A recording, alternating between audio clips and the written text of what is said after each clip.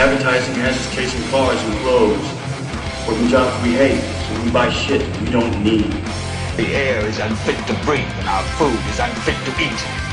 Sit watching our TVs while some local newscaster tells us that today we had 15 homicides and 63 violent crimes, as if that's the way it's supposed to be. You have owners. They own all the important land.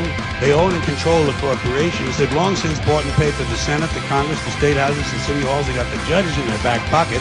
And they own all the big media companies, so they control just about all of the news and information you get to hear. They got you by the balls. I want you to get mad. I want you to get up right now and go to the window, open it, and stick your head out and yell, I'm as mad as hell, and I'm not going to take this anymore. This is our Oreo Podcast. Garlic, don't use it right away. No, you can use it, yeah. I don't think with garlic, I mean, Somebody's telling me flour garlic's just good. because... Well, garlic's good. Well, for allergies. Oh. I don't know. I bought one of those naked drinks. I like those naked drinks a lot, but I bought one that was like primarily vegetables. Yeah. There's these two green ones, and one of them is really delicious. And I bought the other one. Green machine? Green machine's good. Yeah. But I bought another one that was more heavily kale, and I tasted it, and like, this is liquid every vegetable I don't like. Yeah, it's basically like then I thought of like, oh, this must be like what, you know, the Rogan one that he does, because it's all kale and garlicky. Did you ever see a picture you of this? drink it, Looks disgusting. it's not sweet whatsoever. Yeah. It almost tastes like a soup broth, but not a soup I would ever want. Yeah, the bananas and apples help out. you add like if Well, you, I mean, I drink a shake every day. If you want to make a smoothie, but this was an actual thing I bought, like Right. the Were you naked gonna say drinks. something that you about can get, naked? Like, at Wawa. I was gonna say that I liked Naked for a hot second because I realized that it was from Pepsi, and I was like, Oh, Yeah, really? and I that's was the like, thing. We look just at all have the to be sugar in careful. this. Yeah, I'm yeah, like, fuck they this. all They're have a lot of super sugar high in it. sugar because all of them. I mean, they do include more of the fruit than most, fruit juice drinks. Right. Because, it's heavy and it's thick, but it is still a shit ton of sugar in it. Supposedly, it loses all of its nutrients and all Right, that when other they stuff heat it because up, of the right. because of the bottling and Oh, like really? the way that they make it. So, I mean, I don't know. Put it this way. I stopped drinking it. Yeah, put it this way.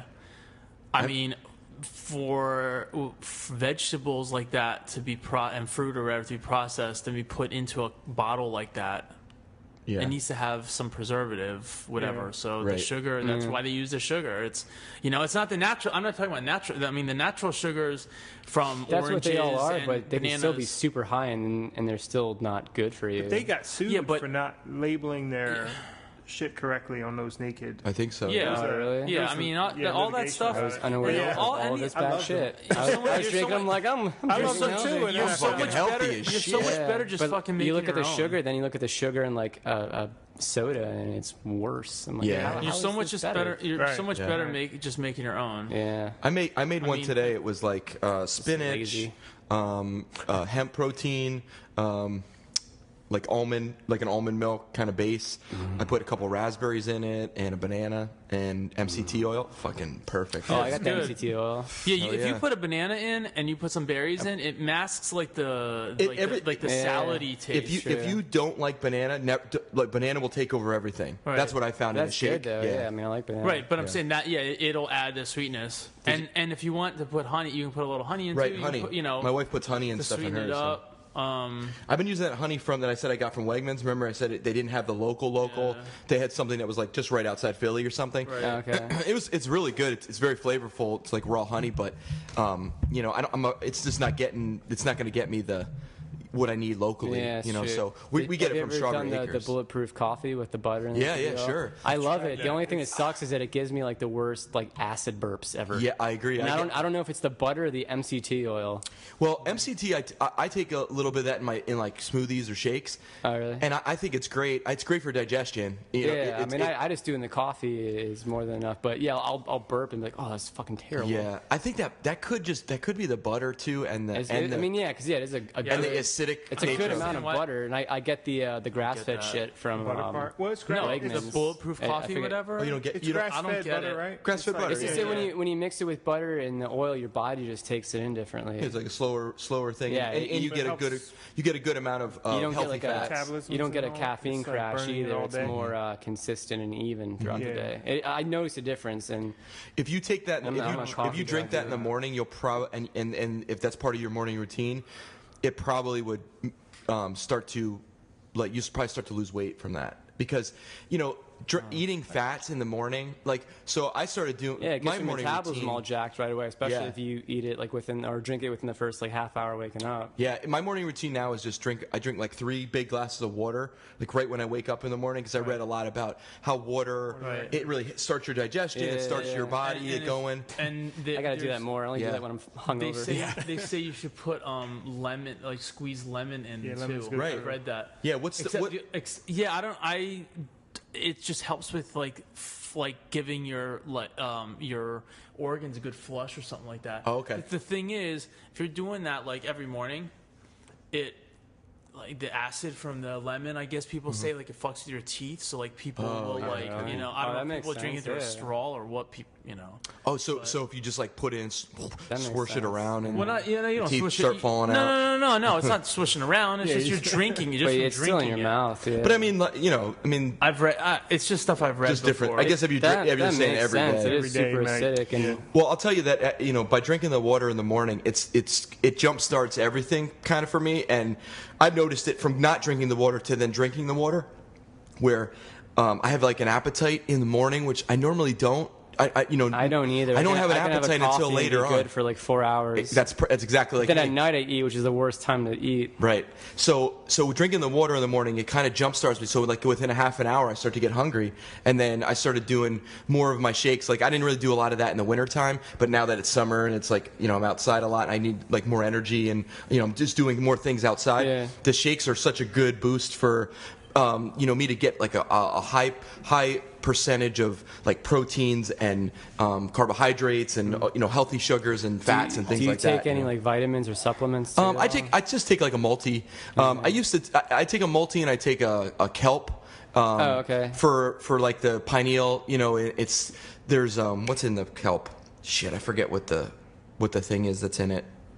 It's iodine. So it's like an iodine supplement, but it's not like iodine that you get from salt. Yeah. It's different. It's comes from the kelp, and it supposedly like helps clear out like those heavy metals and things and that type of stuff. I take a magnesium every once in a while because that's good for your body. Yeah. But I've been doing a weird mix lately because I'll do the mood stuff. I'll do the 5-HTP and the L-tyrosine. Yeah. But then I'll do like the flaxseed oil and like the calcium, magnesium pills, and I feel pretty fucking awesome for. So you said that. Do you find that if you don't take it, you don't have as high, like you're kind of down a little bit? Because I read some things about that 5-HTP. It's not that I'm down, but I definitely feel more of a pep in my step. Mm-hmm.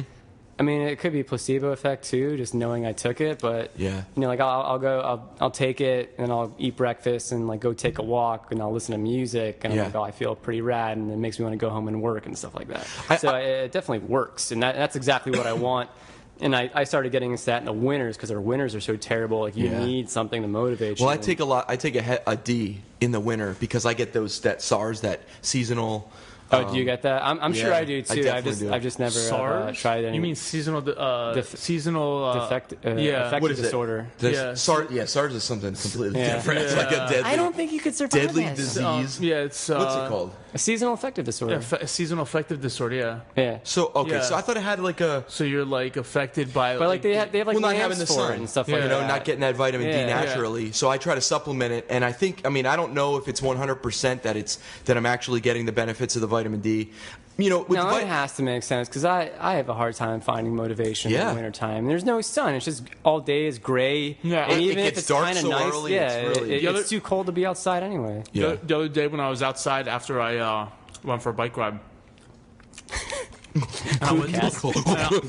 I was laying in the grass like stretching and stuff, and I'm thinking to myself, people that live where it's warm weather all year round, I can't imagine like how that must feel. Awesome. Feeling well all year round. Awesome. And that's why everyone goes to. That's why people say about California, they're like, I feel great. But now they're going to feel great and dehydrated. Yeah, well, in the coming years. But at the same time, I'm here and I get like the purple under my eyes, and it's hard not to have it. Yeah.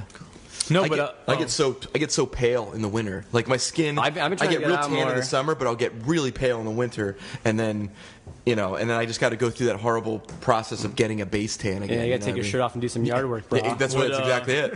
What you were saying about with like feeling good with having a smoothie, or a green smoothie, whatever. And like I've actually told Casey, we were talking about it like a while ago. Remember? Actually, it was here, I think. Yeah. Yeah, in the summer when I have my garden popping. Yeah, man. And I get all like fresh greens and whatever else. I'm telling you, a smoothie in the morning with like some kale, some spinach, some Swiss chard, and this year I'm gonna try growing some collard greens. Yeah. But you put that in, like I'll throw. That's like a fiber missile going through your. Oh yeah. You're gonna blow. You're gonna blow in about T-minus 2 hours. That's coming, That's coming hot. No, but I'm it's something your body gets used to. Yeah, used to. Yeah. But and then I'll even put like some broccoli in because we grow broccoli. I'll put some carrots in. I'll put ginger in. So how do you? So ginger's really powerful. Ginger's really good. Does that just take over the whole flavor of the whole thing, or? I mean, but you gotta be accustomed to it. Yeah, but if you're not used to it, you don't. I mean, it's not. Yeah, it's.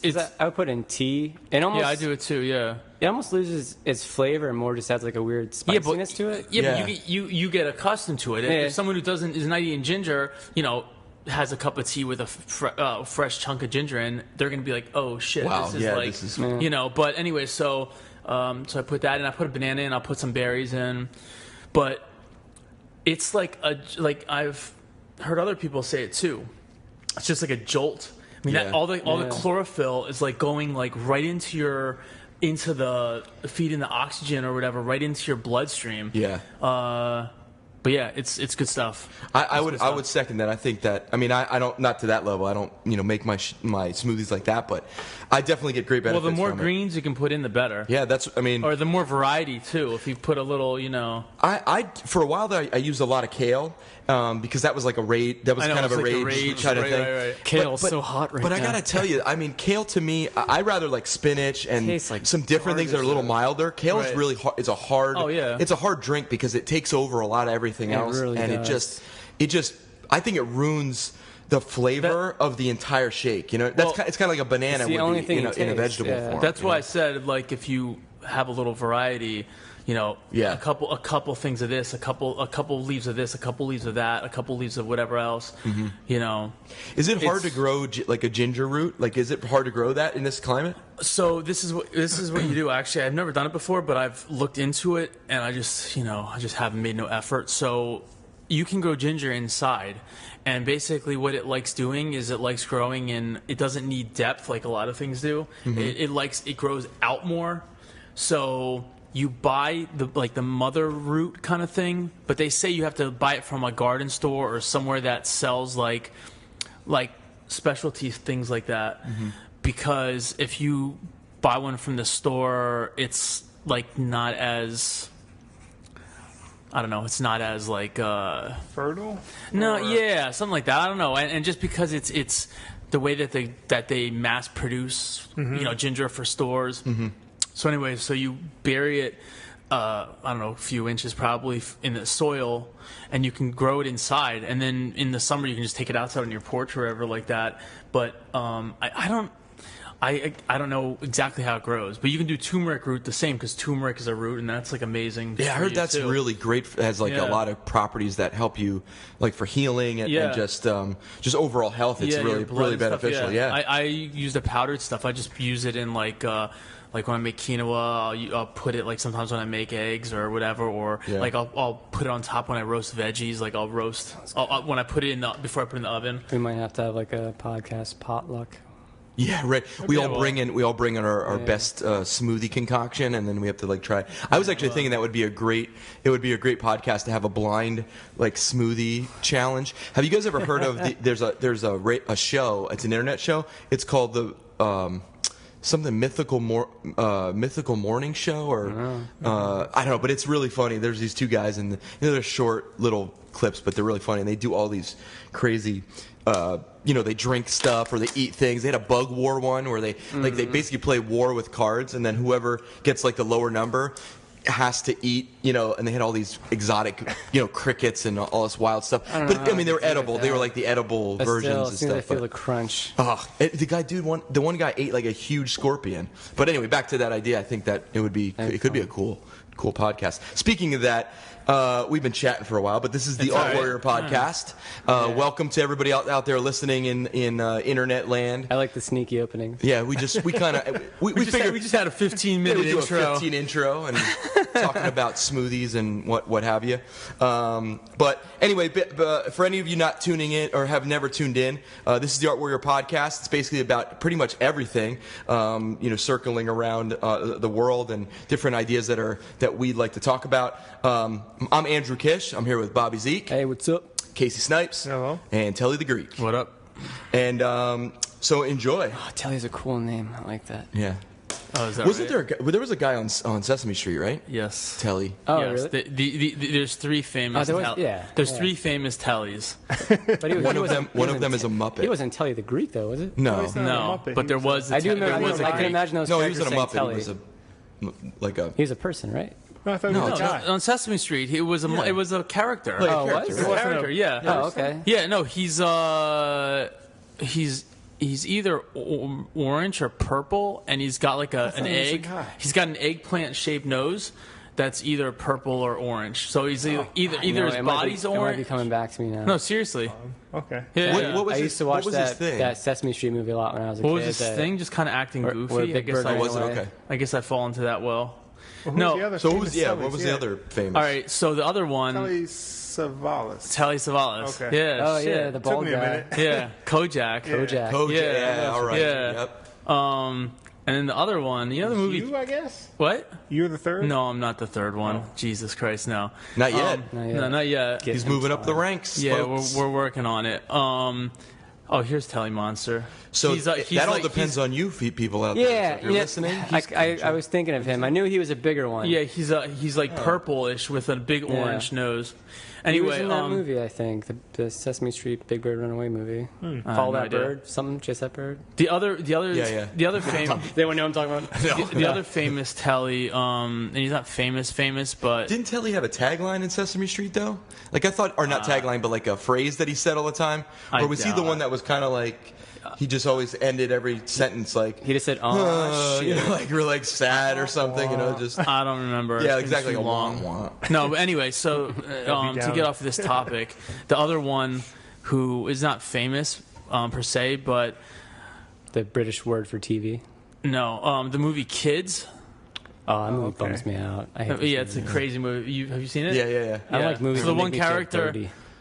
What? I don't like movies that make me feel dirty. Well, Yeah. yeah. That's definitely one of those. Yeah. Oh, yeah. The one of the characters in that, his name's Telly.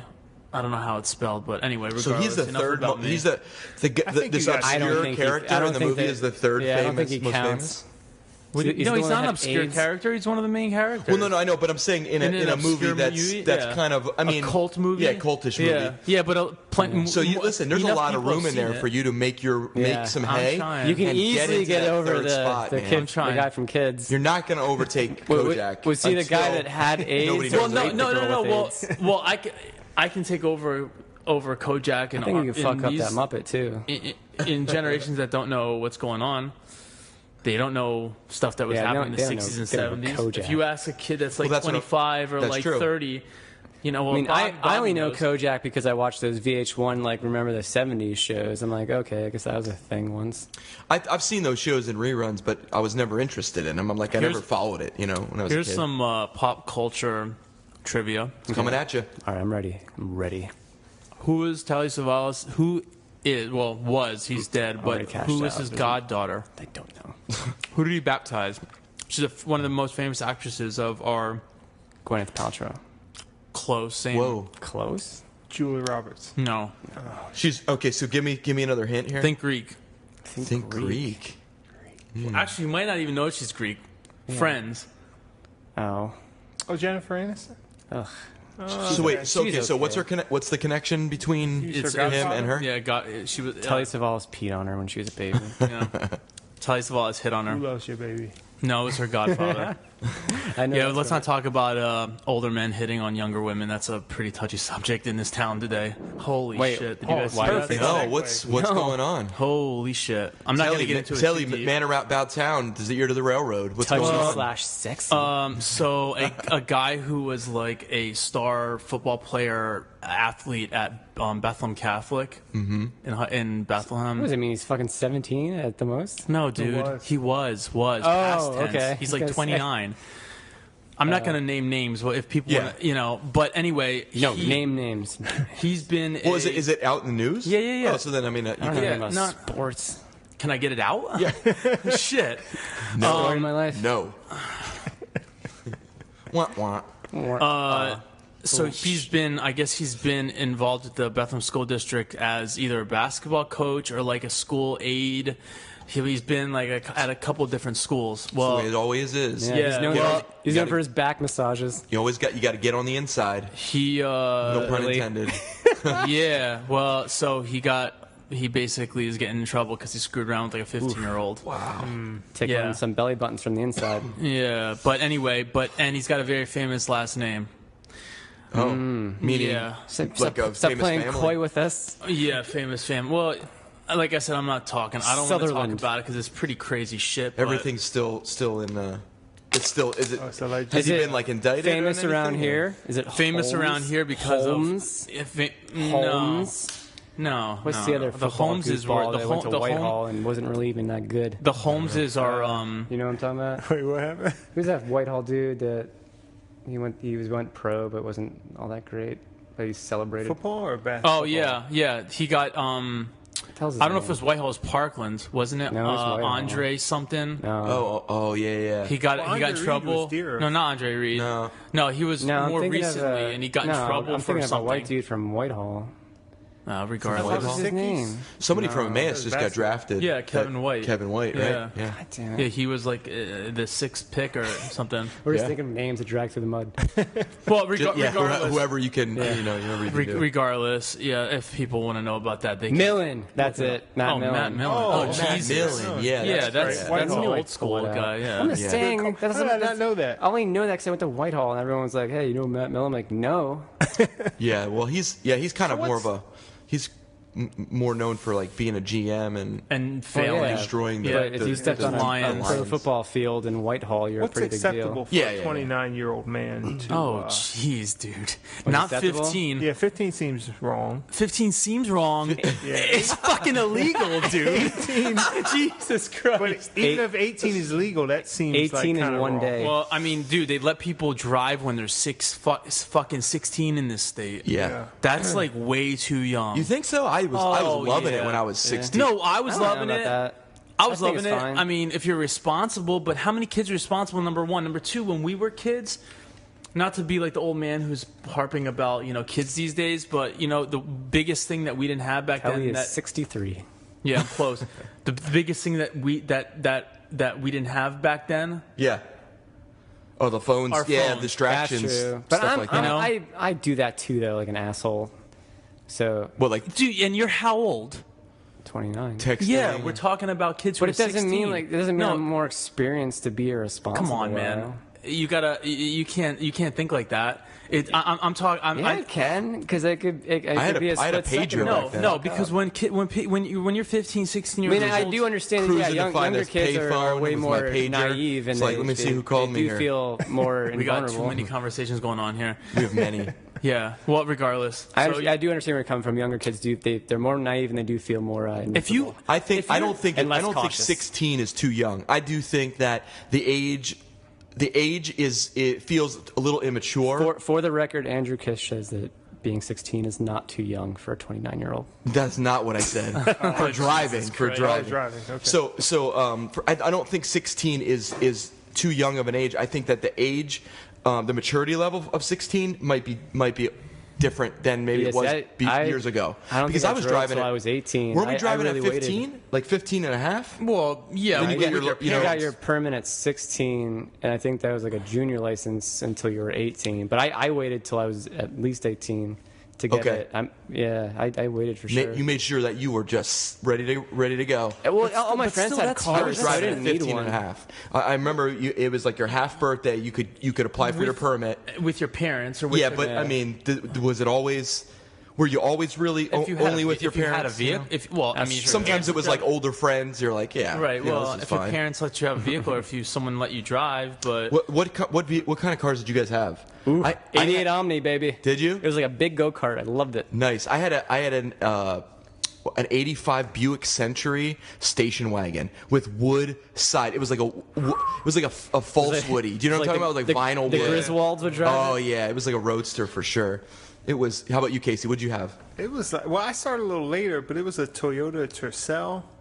Come closer to the mic because we may Toyota not. Tercel. I'm pretty when sure he's I close, smashed he the gets hell out of that it. sexy voice. He does. He gets the yeah. phone sex operator voice. He comes in. He's like, I think I had the Toyota Tercel. Oh, wait a minute. Tercel. Was it Toyota? Sell. Oh, yeah.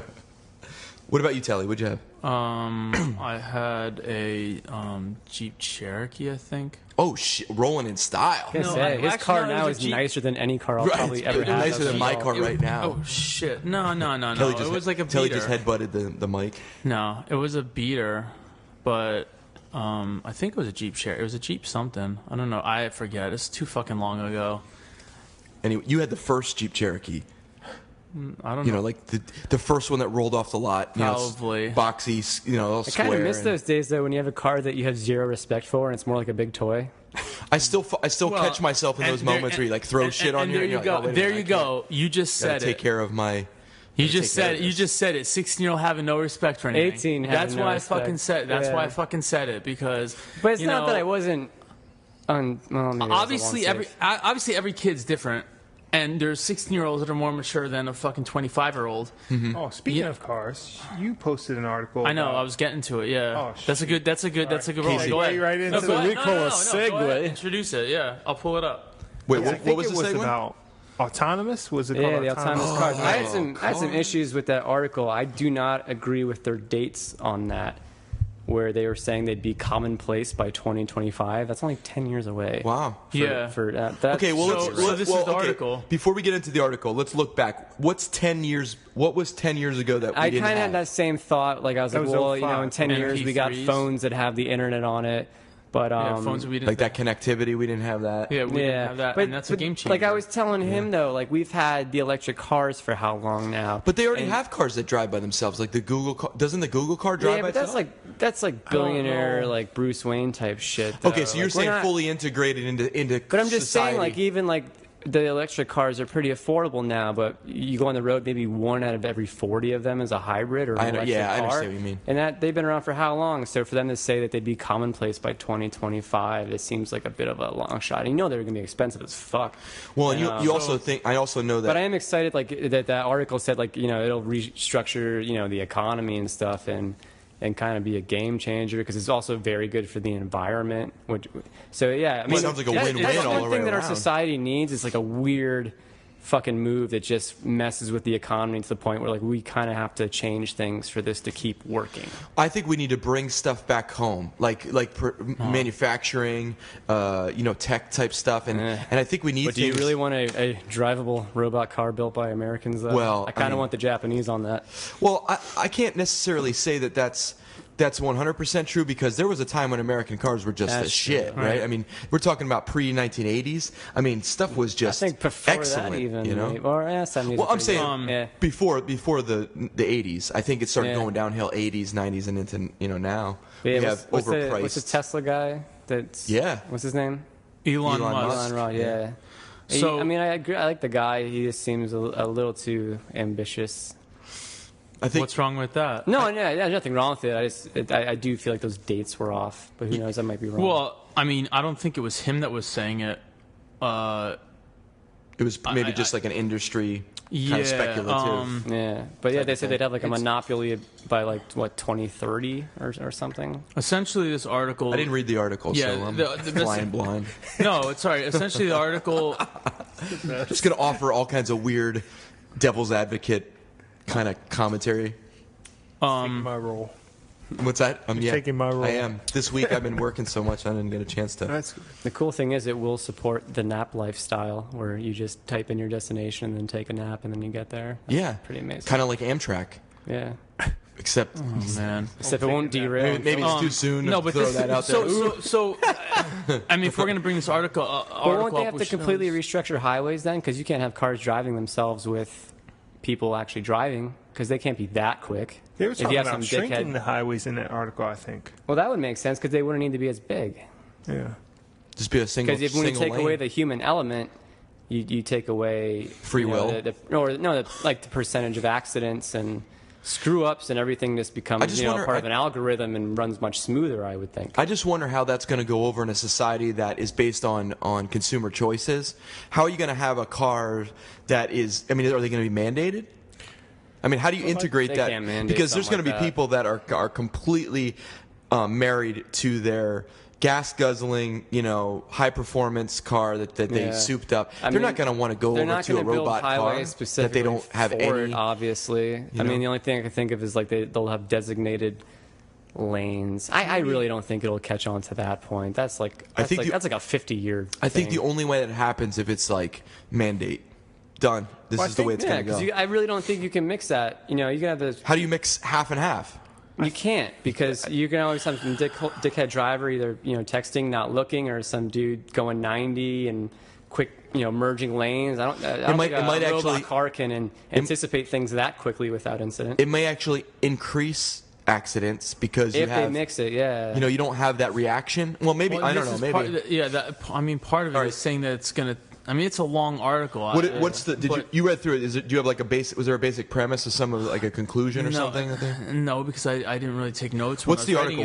Who's it by and what's the? I was going to say that 5 minutes ago. There. Yeah, it's it's at what website called quartz.com, qz.com. We can post it. We can post it up. We can post it up when we put this up live. But it's basically saying autonomous cars will destroy millions of jobs and reshape the U.S. economy by 2025, which is like. And these are cars that can drive themselves. Wow. Driverless cars. Yeah, most people, experts included, seem to think that the transition to driverless vehicles will come slowly over the next few decades. Large hurdles will still exist for widespread adoption. But the person that wrote this believes that this is a significant underestimation.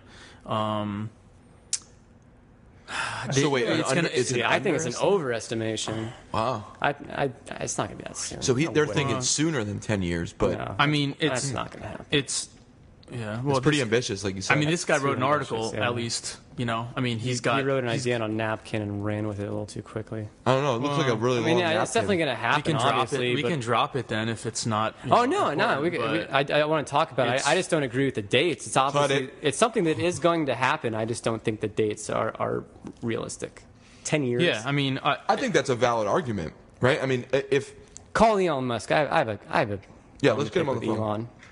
We got to get somebody that can actually be our call, like and just adopt. Bobby could do that voice. Bobby can adopt. Not that we know what he sounds like. Right, so go ahead. I have no idea what he sounds like. Just make it up. I'm guessing he's not American. Make up a voice, okay? So we're gonna Elon Musk. We're gonna call you. That could be anything. Make something up. He can be Australian. Make him Australian. I can't do whatever Australian. you do. Australian. I'm gonna do like Russian or something. Make him Russian. Maybe he can be Russian. Okay. So it's basically Fire saying. I mean, it's basically saying it's basically saying that. Can I get a ringer tone on this or something? A little fuzz filter from my microphone. We should just call somebody that has no idea what we're talking about and be like, hey. I had this idea. I think I'm going to do it on my own and then just bring it in. But I want to call it. I want to do the character of a southern effeminate bro and then call bars asking them what the vibe is. And just be like, yeah, I'm really trying to come out and just have a good time. Like, is there a good amount of pussy there? And just sound like that guy. But just drag it on as long as possible. Just ask many questions. But I'll just bring it in because I don't want to do it live and it not be that good. So I'll just dedicate a day to calling bars and doing that. Yeah. You have to come in here, we'll record it, and then we'll just splice it in. I'll just play it, yeah. I'll throw it on the SoundCloud and play it through my phone or something. But I think of weird shit when I have extra time on my hands. So that is the car thing in 10 years. Can you imagine in 10 years that the car. I mean, I think we're gonna go in that way. But No, I we don't definitely know about are. 10 We're years. definitely going to go in there. I just don't think it's 10 years. But I think in 10 years we'll have prototypes that can do it, but it'll be one of those things like, oh, if you have an extra $2 million, you can have one, and yeah, they're not Right. commonplace. What's that going to be like? Well, why would then you're I mixing mean, it, they right? kind of have That's it. gonna is that going to ruin public transportation? Well, they talk about they would just move No, public 'cause- transportation to that. Why don't they just move Oh. public transit to that They That- really that's the should. and just make more public transit? That would make more sense than anything. But they already have the ones that can park themselves, so the technology is there, but it's just not. It's not affordable. You can't. I wouldn't be able. I wouldn't think you could say it's going to be commonplace anytime soon. Because, like I said, the hybrids and the electric cars have been around for at least 5 years. Yeah, but now, I think they have blowback as long as the cars, these cars that drive themselves, as long as they're fueled by oil and gas.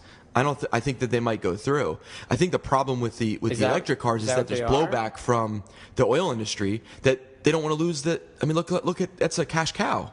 Why would you want to? They're going to fight back against that as much as possible. Even the electric cars and everything, they're still made with batteries that come from fucking war areas and shit. So. Yeah, they're not. Yeah, you don't. It's not. There's It's no not such thing as pure, buying an electric car pure, guilt free. You're still. Our fucking phones are made for kids died getting our fucking stupid batteries for our phones. Yeah, these conflict minerals. Conflict minerals. And you ever read about the Apple factories and shit? Like they have suicides there at their jobs. In Japan or China or wherever, they've had numerous people go to where the they roof put and nets. jump off. They put nets around the building so it catches people. What so other kind of jobs do you think of where there is more than one person that kills himself at a job? It's like a dozen. Yeah, but I don't think that's because they're getting the conflict minerals. No, that's just because it's probably awful it's just fucking monotonous, conditions, and it's God knows what it really looks like. You buy Apple, you go to the store, everything's clean and white and shiny. And yeah, I'm sure how they get made is pretty much the opposite of that. It's like the guy's job is to take this tiny microchip and put it in. It probably looks like it passes along. It probably looks like New Jack City where they're all naked and they're just building phones to make sure none of them steal anything. Their eyes are burned out. They just have to memorize all the hand motions. Yeah, there was. I just saw. What was that show? With Daredevil? Was it Daredevil? Yeah. They're making the drug. I was like, man, you just said that, and that's what I took it from. Yeah, flashed in my mind. That was that bagging coke with their eyes burned out. How far have you guys gotten with that? I think Episode I'm 1? 7 or 8. Oh, you're deep in. Yeah, how many episodes are there? 10? I think it might be 13. Okay. Oh, whoa. I'm only at 3, I think. Oh, really? It Yeah, definitely just gets better, time. especially when Kingpin comes in. Because what's his name? Vincent D'Onofrio does an amazing job. But they have other characters come in that are pretty cool too. The one I saw was the episode was they just introduced him. Oh, at really? the end, he was looking at the white painting. Yeah, he's looking at this they modern explain that later too, which is actually really neat. They explain the art. He has a whole episode where they don't even show Daredevil. It's great. Oh, that's really cool. Yeah. So they spend the time with the other characters. Yeah, they actually develop a villain for once, as opposed to all these Marvel movies where they're just bad because they're bad. No one knows why. That's one of the things I'm really excited about right now in contemporary pop culture is this move away from TV, this network TV. Yeah, you don't need it anymore because they're able to write things really nobody looking over the shoulder, changing things, telling them about censorship. There's this openness now, and there's this honesty of story writing, which is amazing, and that's why I really liked comic books because maybe there was censorship in comic books, but I just never really picked up on it because there was so much violence. It was, in comic books, it's always been violence, and I always gravitated more to the books that were not necessarily always superhero, but maybe the jaded superheroes or the stories where those are the ones I read too, Deadpool and Gambit and Cable and all those. Punisher and all those guys. Yeah, I like Hellblazer and a kid. Oh, Hellblazer is amazing. Yeah, and all those different books that were, even Sandman. I read all the Sandman stuff. I think they're trying to make a movie of that. I remember Joseph Gordon-Levitt was attached to it. That's interesting. But anyway, so TV, it seems like TV is going more to the Netflix. Yeah, because that's where the audiences that they want are. They just have free reign, it seems like. And I hope it stays as pure as it is. I hope it's just not one of those issues where they kind of more free. Where it becomes they crack down on it. They don't have as much attention right now. Yeah. Because they don't have studio execs kind of staring them down constantly. But I hope they keep that freedom, because like you watch Daredevil and you're like, this could never be on TV. It's way too bloody. It could be on HBO though. So that's could be on HBO. And I think HBO is taking over the TV version. I almost feel like Marvel wouldn't TV even stuff. take that chance, because I feel like they probably think that Netflix is obscure. They wouldn't want to taint their image with this dark, gritty noir show. Yeah. 'Cause you can watch Agents of S.H.I.E.L.D. and it's pretty good. But it's not anything near. But that shows kind of the tone of Daredevil. That's kind of and it could be if it wanted to be. There's plenty of violence in it, but it's treated in a way where you don't care. People get killed all the time, but you don't care because it's not shown realistically. Yeah, it's like cartoonish. Yeah. I think that show though serves a purpose as a feeder for the Avengers series though. So it just feeds into that small world that they've created so that they can fill the box office, you know what I mean? That's true, yeah. I think Daredevil supports its own thing. It's kind of that hardcore. It acknowledges all the stuff that's happening. Frank Miller-esque writing, fan that's out there, you know? Because I think, when you go into Daredevil, I mean, my favorite stuff was Frank Miller's writing, Daredevil writing. Great. I mean, that was the best, I think, or the pinnacle for He's Daredevil. He's trying to do another Dark Knight Returns sequel, a third one. Oh, really? Yeah, I forget. I think it's a few years after. I think it's almost more about the female Robin training someone new. I don't know if Bruce Wayne is still going to be in it. The second book was kind of goofy. I didn't really like that one as much. Didn't he directed the Sin City stuff, right? Or co-directed with. Well, Robert Rodriguez gave him credit just for the sake that he used all of his story. Like he treated Basically, the comic like page a storyboard. for page, right? And he actually got kicked out of the Directors Guild for that. Did he? Because you can't just give him credit for this. Like he didn't actually do it. But Robert Rodriguez is like, no, I planned this whole movie based on what he drew. Storyboard, Exactly. or the screenwriter. But he couldn't say that. Yeah. So they kicked him out of the Directors Guild for that. If I'm correct. Well, he can join like George Lucas. But yeah, he did exactly what Frank Miller drew, and he was an honest, decent filmmaker. So he's like, I have to give him credit for this because I only did what he did. Yeah. And I think he got in trouble for that. But yeah, Frank Miller got the some sort of credit. Whether I think he directed the second one though.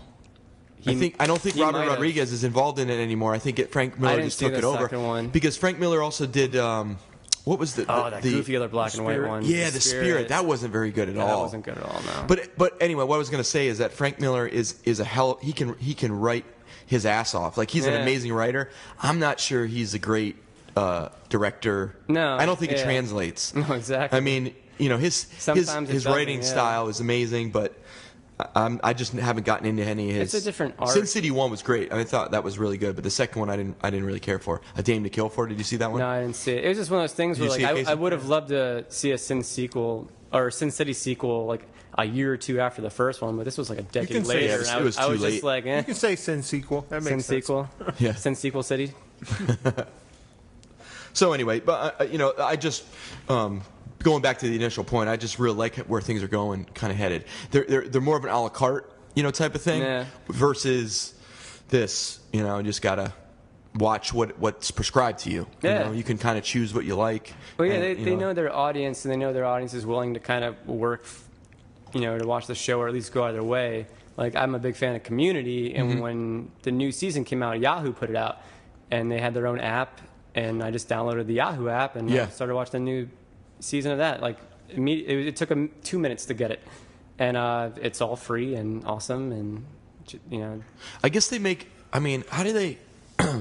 I guess they make money through subscription, right? Subscription and advertising, and I'm sure they have all sorts of stuff. I just was curious because there wasn't really much advertising on the Netflix, like on the Daredevil. No, there's not. I mean, so it's all all like, subscription man, they really minimizes their ability to return on their investment. And I'm sure they have some sort of like deal worked out with DVDs eventually too. And that kind of thing. That's probably true. Like Blu-ray, like Blu-ray sales and that type of thing. I like how they release everything almost in one shot. That's great. We almost get 13 episodes, bang, right there, and then you can binge watch it or whatever you want to do. Years where I watched a show and you have to wait a week to see what happens. I usually, even like the shows everyone watches, like Walking Dead and Game of Thrones, I won't watch it when it's on. I'll wait till it ends and then just go through the whole season in a row. Yeah, I like to think that I can do that, but I can't do it. Like I think I'm still in season 3 of Game of Thrones, so I'm like way behind. And me and my wife watch it, but it's it's so hard to find time. It's also one that's very easy to lose interest in. Yeah. When you watch it, it's cool. Yeah. And you want to see the next one, but if you wait, you're like, I don't really need to see it. You kind of forget because there's so many storylines going on, you know? Yeah, like The Walking Dead, if I don't watch it for a while, like I don't have any desire to. If see trailers for the new season, I'm like, well, I'll get to it at some point. I think with these shows too, we're also at a really interesting point in that art form that where movies have kind of given way a little bit to the production of television shows. Yeah, do you know what I'm saying? Like Game of Thrones, everything is different as now. top notch as it's going to be. The marketing and advertising, you have to have a shit ton of money to promote a movie in theaters nowadays. So a lot of people are just kind of avoiding that, that venue, and they're just releasing it on their own. Releasing it on their own. My bad. Better, yeah, it's perfect. Through on demand or other services, but yeah, because every movie now it's all like some big blockbuster or kids movie. There's not really. I mean, like I was surprised that Ex Machina was even in theaters. Yeah. I mean that had a delay. Like Telly said, it was out in like January in Europe, right? That's a pretty big delay too. It's like a couple months. Delay, yeah. And so yeah, like that. I mean, even for movies like that, I'm sure they probably had some issue getting it in theaters when they wanted it to. Did any of you guys see how well it did? Did it do pretty good at the box office? I didn't check. No. Did not look. No. I was curious how it was received. I mean, the reviews for it across the board are great, but that doesn't mean it's going to make any money. I was going to say some movies are reviewed really good, and everybody's like, "Wow, this is amazing." The few people that saw it, it might not draw enough people in there to really,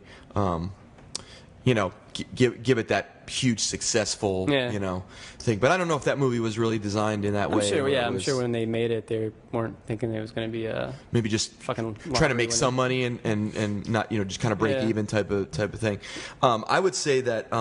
Well, when guys make those kinds of movies, it's also like a step towards directing a big payday sort of project. Mm-hmm. That's unfortunate, Yeah, but that happens because I love the projects that some of these guys do early on, and then they move on to a bigger blockbuster. You don't even see their vibe at all. Like the dude that made Godzilla, he made that movie called Monsters, and it was cost like $5,000. Yeah, and it wasn't amazing, but it was pretty damn good, especially when you learn it only costs $5,000. And then Godzilla, and then he got Godzilla. He went from a $5,000 movie to Godzilla. Like, can you imagine that?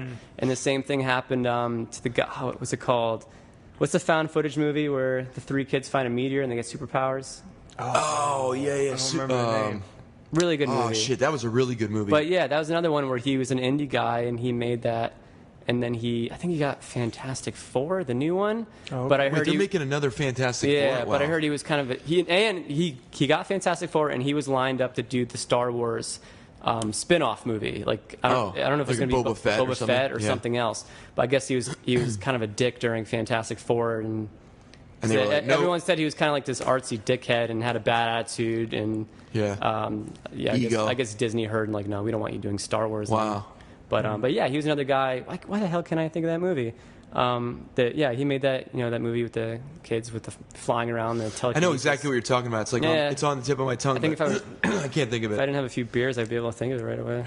I have no excuse. I'm just. But no, that movie was really, really good. And they handled like superpowers in a realistic, grounded way. And I love how the characters all take it differently. They all go in different directions. Like the one guy, it becomes like the supervillain because he thinks he's like this. He's better than everybody, and he's got all that baggage. It's amazing what. We all think that would be super righteous if we were given these superpowers. Like, what would we do with them? But in reality, what would we do? Go to bars and do tricks. Yeah, What would you do if you were given I'd fight massive crime, super? What's that? I'd fight crime, definitely. I'd get the fuck out of Bethlehem, number one. Oh, some disdain for the local. Get the fuck out of this place. Where would you go if you had a superpower? Okay, so what kind of superpower would be the best superpower for you, Telly? It's always flight versus invisibility, this is right? Good question. Yeah. What'd you say, Casey? It's always flight versus invisibility, I think, are the two. They're the two best? I think I agree with flight. Flight's my second choice. Flight's pretty good. Yeah. What about just invincibility? Invincibility? Yeah, it's vague though. So do you have no powers except for the ability just to get shot and? That's true. Yeah. So like speed. Speed's a good. Speed is good. Imagine if But what if you're just given speed? That's a rough one. You could mess yourself up pretty bad. You know, like the Flash is running really fast, right? But does everything? But he can't get you anywhere. Well, but does everything slow down for him, or is it just going by really fast? I mean, that's the biggest question. They show Quicksilver in the movies, right, where he's that first X-Men. It seems like everything's moving slowly for him, so it's almost as though he's vibrating at a higher frequency. I like how they handle that. Yeah. But what if it's not like that, and you just are running shit fast, your head's whipped back, you know, and you just running into stuff, you know, like you can't change direction fast enough. You just plow right into like a building or something, and just that's it. I think mine would be my first choice would be teleportation. That's a pretty good one. I feel like it's pretty flexible. Nightcrawler, like Nightcrawler. Because you can almost get some weird flying abilities because you can just teleport throughout the sky. Yeah, but do you have to see it? You know, like he had to kind of imagine or see where he was going. Yeah. Because what if you like teleport and you become like the Manhattan Project, where you're like stuck in a wall or a ship or something? I don't know. I don't like to think that technical into it. I feel like I just leave the wall then. Well, hey, you know, there's a lot of different powers out there. All right, we have to go around though. You okay? Oh, I started it, so I got to go last. I got to think about it. I'm gonna try to think. So you said teleportation. Teleportation Casey, what do you first, think? flying second. Oh my God. I guess read people's minds. Oh, whoa! That is a good one. NSA. Casey just going into it's like smashing secrecy and just trying to steal people's secrets. Be a lawyer. Where does that get you, though? Oh, you know, that actually could get Everywhere. you really far nowadays, right? He'd have like really good luck with the ladies, just asking like weird questions. And make a lot of money. Invisibility would get you there too. What's that Super Mel Gibson movie where he hears ladies talk? What women want? What women want? Yeah. He would just be pulling that shit. I would do that. That would actually would be really good. Anywhere. You'd get anything you wanted. Because you're just using. It's true. You'd be the master of manipulation. Master manipulation. You'd be the president. So I'm obviously a villain. But who's next? Professor X did the mental shit, and he was a good guy. He's a villain. That's true. No, he's a good guy. Well, could not he? really. Wait, could he? Everyone thinks he's he bad. can read thoughts. Could he read minds? Yeah. Yeah. I thought he just could go into the mind and like talk to people. He could do that too. Yeah. I didn't realize he could read them. He though, could yeah. read your mind. Mm-hmm. He does what an asshole. Yeah, he's right. He's not a good guy. Damn it. Well, I like that. So movie there's a contingency of people that think Professor X is a bad guy. Yes. I thought he was a good guy. No one thinks he's a bad guy. No, they rewrote a lot of that where he sent that one team in and like they got messed up. I forget what it's called. I haven't read that. Maybe I don't know that one. Yeah, there was some retconning they did where he was actually a bad guy, and then he became like this onslaught villain, and he's like a bad guy. And I haven't been keeping up because Marvel would do weird shit like that where they would change someone so initially drastically. He was a good guy, but then they retconned it. Okay, what about second choice power? I guess being invisible. It seems like everything I want to do is just like spy on people. Yeah. It is. That's what I'm saying. Well, once you get Kevin Bacon Hollow Man. Why would I fly? Once you get those powers, now the whole game changes. Yeah. And all of a sudden, you are. What was yours again? First one teleportation, second one flight. All right, I got to think about this. Teleportation's just like that's kind of like. So you guys got to talk because I got to think because I can't talk and think at the same time. Because you can almost kind of fight with it because you can just zap yourself. What are other powers? Like what are some other? There's like super strength. There's a bajillion of them. How about Telly? Are you thinking of powers? I don't know anything about superheroes or superpowers. No. We're just saying we're not saying superheroes. We're just saying if you out of Bethlehem. You said you wanted to fly out. So if you could get like a superpower, or just say okay, I want to be here. So teleportation. Be there, like on the other side of the world. Teleportation. See, I think teleportation is a really good one. But why is that better than just going there by plane or whatever? Like, why is? Well, I think $800 ticket. Yeah, I guess. Yeah. No, well, it's also instantly. It's also like save time. Takes time. Yeah. If I could snap my fingers, you guys kind of want to live. If I could snap my fingers and be at the beach in like Greece for like a weekend instead of having to get in the car and drive to Jersey Shore. And look at all the trash on the beach there. I'd rather just snap my fingers and be on a beach in Greece. I guess in like paradise. Like same with me. Like I'll just trick you know the guy what I'm saying? Give me a free That's why ticket. It's like $1,500. It's like $1,500 for a plane ticket. You got to go there for at least 2 weeks. If anything less than 2 weeks, it's not even worth the time to go. Yeah. And on top of that, it's just making the time to go. So if you could snap your fingers and be like, all right, I want to be like in some beach in France or something like that, or like, I don't know, or some city. You just want to show up in like Stockholm, Sweden, or in Amsterdam, just chill for a weekend. So even better than that, would time travel be more beneficial for you guys? See, I don't like messing with that, though. Yeah, that would be cool. That'd be cool. Being able to go I would back have loved in to have time. done a lot of things differently in my life at this point. But I guess I'll change my answer. I feel like that's messing with the space-time continuum, though. You'll collapse the universe that You way. could collapse stuff in on itself, and then you change this dimension. It's true, but we're huge dorks, so we know what that means. Right. So not everybody. I don't even really fully know what that means. I'm just regurgitating what I've heard somebody else say. Well, I think Telly sent an article about some kind of advanced space travel where they're trying to get to move at the speed of light, but instead of moving there, they're just shifting space around the whatever object. That new warp drive I think that was a while ago, yeah. That just sounds dangerous. Yeah. That's how you have like the Event Horizon movie and all sorts of weird stuff. You ever hear that weird theory about like Star Trek whenever they would teleport, how like theoretically they would die every single time, and the Heisenberg uncertainty principle, where you won't the computer know where your just reassembles their particles, but no one could survive that. So technically, every time they teleport, they die, and a new one is just rebuilt. Oh, whoa! Yeah, that was pretty funky.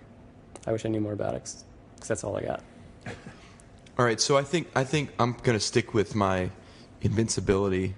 I like the invincibility. So everyone just wants to live forever. That's all we came up with. I don't know if I want to live forever. I just want that's just I'm not dying. Me and Telly are gonna be jumping around the beaches. Okay, so that's an interesting point. I didn't think about that. Like, what if? So invincibility means that you'll never die.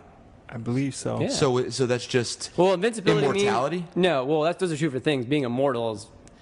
Well, yeah, I guess to be... Well, I don't know. There's different rules. You could be immortal and not die, but if not die of natural causes, but someone shoots you, you can be dead. But to be invincible, you can't die, but to be invincible, you can also age and die of an old age, but... Right. So you're not going to get hit by a truck before then. Right. Maybe. So I don't know. So I would say invincibility in the form that where I'm not going to where I can still die of old age, and follow the proper human thing. You have people that depend on you, so you want to be secure enough to take care of them, I think, so that you're not in a position where you're taken out early, prematurely. I just think that super strength would be another thing that would be equal to invincibility, but I would rather be of normal strength, would be able to take a massive amount of punishment, and keep coming back, than be, because eventually you'll figure out a way to win. Does that make sense? If you have super strength, there's always going to be somebody that's trying to be bigger and badder and stronger, and eventually you're going to meet that match, and they're just going to pummel you. You know what I mean? And so I'm taking the one where it almost takes away all the outs. Like, there's no way that they can beat me if I'm invincible, right? And then the next one, I think it would probably be like telepathy. But is that like mind reading minds? Right. I guess is that like telepathic? Telepathic, Yeah, where I can communicate through the mind. I think that's a pretty. Telekinesis is moving out. They're excellent, right? They're really I'm good. gonna eat half the fucking thing. These Wegmans cookies are really But if good. you can read minds, then you're kind of invincible, I think. Yeah, because I think I don't think telepathy that's is true. you can read minds and do that, and then telekinesis you can move stuff with your mind. If I'm Right, not. he's correct. Wait, say that again? Telepathy you can read minds, and then telekinesis you can move stuff with your mind. Oh, yeah. So that's it's like Professor X versus Jean Grey. The difference of that.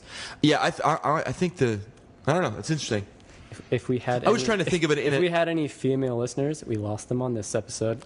Yeah, this is we geeked out. We went full geek on this. You one. went from them going crazy when you're talking about me to them. They were losing it. We were talking about Telly.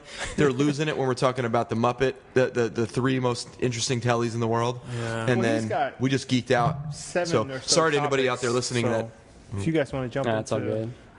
I just got a bunch of interesting things that I've seen. Not to change any of the subjects. No, but, go for it.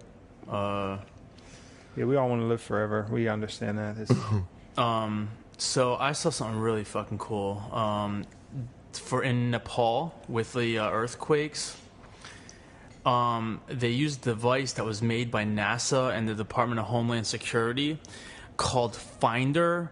Finding individuals for disaster and emergency response is what the word Finder stands for, and it uses a microwave radar detector the size of a suitcase. Whoa. Okay, So following the earthquake that happened in April 25th, they sent 2 prototype of these Finder detectors to Nepal, okay? And they found 4 men who were trapped under 10 feet of bricks, mud, and other debris. Dang. Wow. Thanks to this device, which is essentially a heartbeat detection device. Damn. How cool. sick is that? That's pretty neat. It's like That's, I mean, talk about superpowers. Why isn't whatever, that like? Yeah, why isn't that like standard issue? You know, maybe like they for, just- for, I'm for sure boots it's on the very ground, like people that are. expensive to have. And Well, stuff. that's true, They're but prototypes. Yeah, They're he's just now getting prototypes. to it, right? Didn't So anyone it's ever play those Call prototype. of Duty games where you had the gun that had the heartbeat meters and you Yeah, yeah. Kind of reminds me of that. I hated Call of Duty. It's bad. Call of Duty is like a bad drug. Like it's awesome for like 20 minutes and then just you're wasting time and being stupid. Yeah. You know, I think I'm just an old school gamer where the game moves way too fast for me. Like I'm like, oh, what's all this shit? I gotta like operate and I'm not even playing online where I'd be like Yeah, the I brunt lost of interest a few years every ago, joke all of that every stuff. 13-year-old that's playing with me. You'd be like, get out of here, old man. You're kid, you know. So Telly, the technology So anyway. is that exclusive to a country or is that something that's That's NASA. becoming No, more it's common? I said it's NASA, It's NASA. and the Department of Homeland Security. Now, there's a quote. So don't hide from the NSA. They will Yeah, find you. there's They'll a- find your heartbeat. It's interesting Coming because for it's not a you. long article, but it says there's a quote by NASA's chief technologist in D.C. named Dr. David Miller.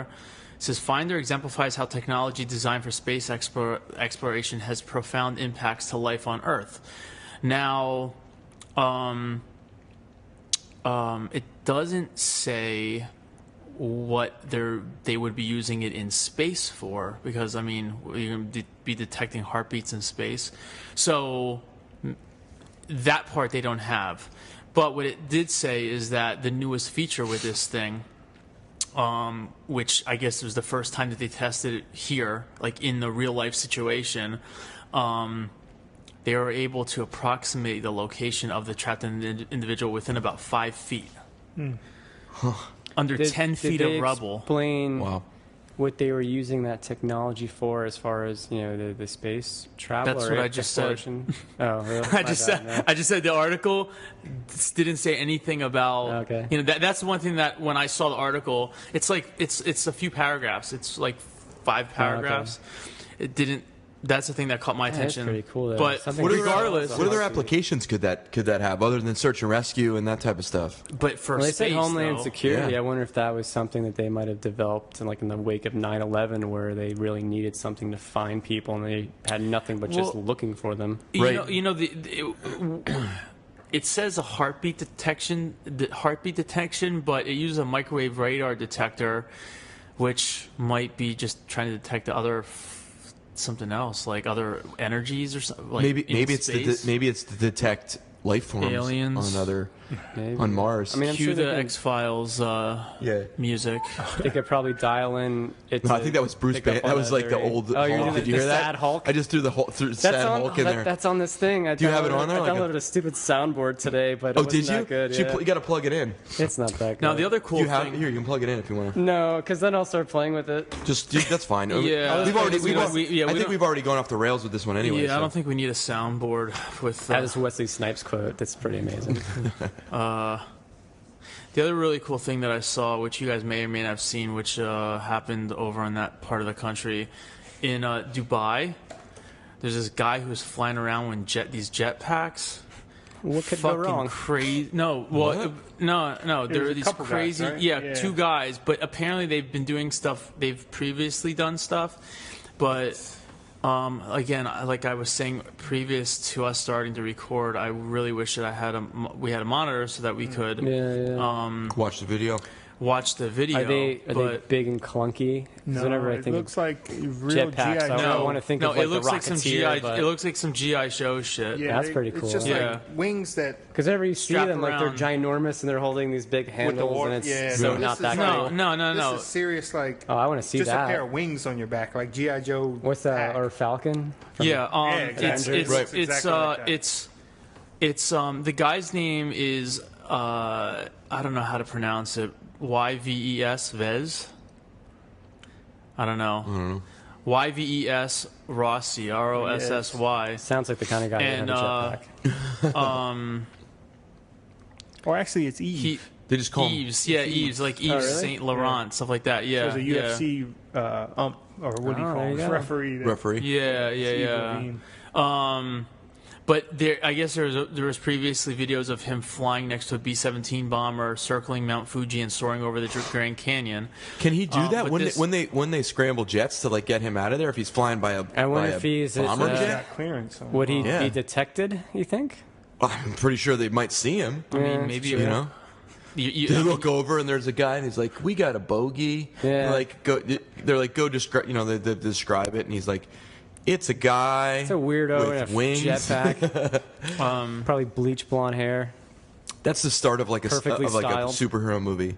You know, the Falcon. is flying. What country is he from? Did it say? Trying to get a mental picture. His name sounded like French or something. Of an eccentric billionaire. Yeah, I remember seeing something about it, but it's not in this article. Anyway, regardless, but he's going through. Him and some other guy are flying through the skies of Dubai, and it's like 11 minutes. It's fucking insane. They're going through buildings and all this other stuff. Wow. But it's crazy. They're going. They can go more than 120 miles I per did see hour. it weighs Really? 120 pounds, the pack, though. So it's heavy. How do But they- it's just, it's But it's small. it's just I mean, it's kind of like a it's- giant. So what does it use as its propellant? Like, is it? I don't know. There's no how the fuck do you details. land with Yeah, it? I mean, there's. Did they show them landing at all? Probably. I don't know. remember. I honestly. I mean, Wow. I just these guys are just flying. Look. Yeah, just Jesus, forget it. This is it's like a. So that I mean that brings. Why are we gonna have cars? Why don't we just? well. I don't Start want to making, live in like- a world where everyone's flying around on jetpacks.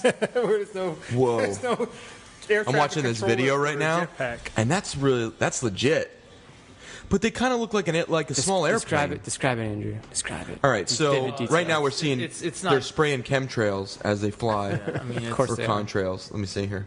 Oh, I don't know what Yeah, happened. it's all good. It's just I guys don't know. I flying just around broke it, but they're jetpacks. flying No around big deal. jetpacks. But it looks like a legitimate set of wings on there. Like, it almost looks like fighter jet wings on their backs. On their back, right? Yeah, and then there's like contrails coming off the sides of the wings, Makes sense. unless that's smoke, like unless that's a smoke trail so that they can see the wind. And So, stuff. I mean, I don't know. and so that people see them. Right. So who knows what know. that is? Or it is, Well, The- Someone's going to be Chemtrails. scraping up a French guy off their driveway soon. Have you guys seen the French guy that climbs up the buildings? He'll They're all he'll French. free. Why are they all French? All these I don't know. He'll weirdos like that do free these- climb the outside of a extreme skyscraper. I mean, I think there's a French guy that did that weird diving thing where they hold their breath for like 20 minutes and they jump into like abysses. I think I saw there's a French guy that does the tightrope across like the buildings. What is going on in France? I think they're just. Oh yeah, they're that at was a it. French. What, the guy from like the 70s, right? Yeah, it was. I think there's a documentary called Bird Yeah, on a Wire. Man on Wire, yeah. Man on a Wire. That's what it is. That guy's a weirdo. He's pretty funny though. Yeah, well, I mean, considering that it's extremely illegal, so every time he did it, well, he they was did- like, I think he did that when uh, they were still building them. Like Yeah. I think I remember from the documentary at the top. he had to hide floors out. I were think he had to unmanned. hide out or something inside the one, like under like a coping of something for like a day or something, just so we can get around security. That's dedication, man.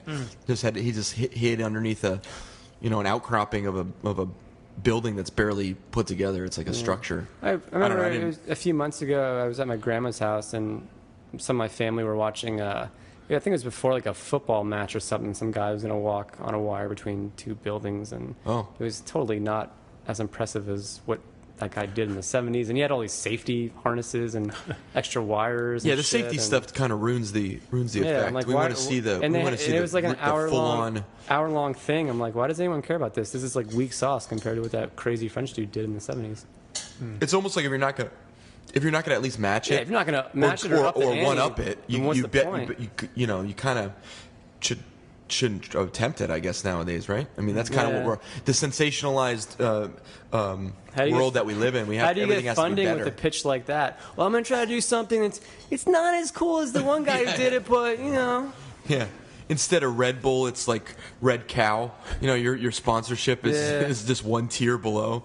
I think Nerf. you can wait. Well, I guess in 20 years, those guys won't remember what happened That's previous. the other way. I guess that's true. Even though we have everything video still- No, I think recorded. I think a benchmark becomes a benchmark. I think it's like I agree with you. something like that. That's that as extreme as that. Like everybody knows what the 'Cause even most if no one extreme knows- shit has happened. Yeah, you know? even if no one knows about it, it's still a benchmark. Like, Yeah. history's history. But I'm pretty sure, like anybody that's in the know in that type of thing knows what's come before. You know Yeah, what I mean? like if some guys like everybody knows what kind of motorcycle jump is like the next evil, thing that evil nobody. Knievel and stuff like that. If someone starts doing half-assed little motorcycle jumps, he's not gonna get famous. Yeah. Let's play some old Evil Knievel video. Be like, Yeah. no, you're a baby. He'll Quit. feel like a fire hall carnival. You know, like Yeah. he'll be able to do something with explosions. But you know, I really do think that when Just to go there's big scale, when there's like you a have human to- achievement, you know, we know about it. Yeah. You know, I mean that's why they keep trying to build higher buildings and all this other kind of stuff there. Even though that we don't really have anything that comes close to like the ancient structures. You know, But we like still the get famous pyramids with or- like half-ass ancient structures. So like if a guy's doing like if Tony Hawk does a 720, but a guy does a 680, but he's local, he still gets a big following around here. Oh, okay, I see what you And mean. So maybe like you're it's saying, like fill a fire hall. I mean, yeah. But well, you no, can I was build just, that into. I was kind of joking. I know Yeah, it's just like they'll a have them smaller skate scale at, version like an of opening for a local skate shop. Yeah, That'll be about it. but that's good Yeah. enough. I think now Go you can get ollie famous through off of that, right? Yeah. I'm sure the guy got some fame and attention for whatever he did, You but can make a good Yeah. $40,000 a year being a not great skateboarder, probably. Yeah, that's probably good enough. well, didn't that one? Who's the one guy that's like does the MTV shows and everything? Rob Dyrdek. Yeah, was he a really good skateboarder or was he just a really good front He was man? an okay guy. I I don't think know. he was just okay. That's what I'm saying. I think don't think he was that great. More I think of a he just character and more of a marketing, probably had a good agent that Yeah. got him a show. and then I all mean, his that. first show wasn't even that stunt one. It was just him and his like bodyguard, from what Yeah, I remember. Robin Big. Yeah, Right. Robin Big. Yeah. That was like on the forefront of all that reality TV stuff too. Yeah, like in the middle, maybe. It was it the after. middle? It was after Jackass and everything. But Oh, yeah, okay, there was okay. a lot of reality already going on. Reality TV.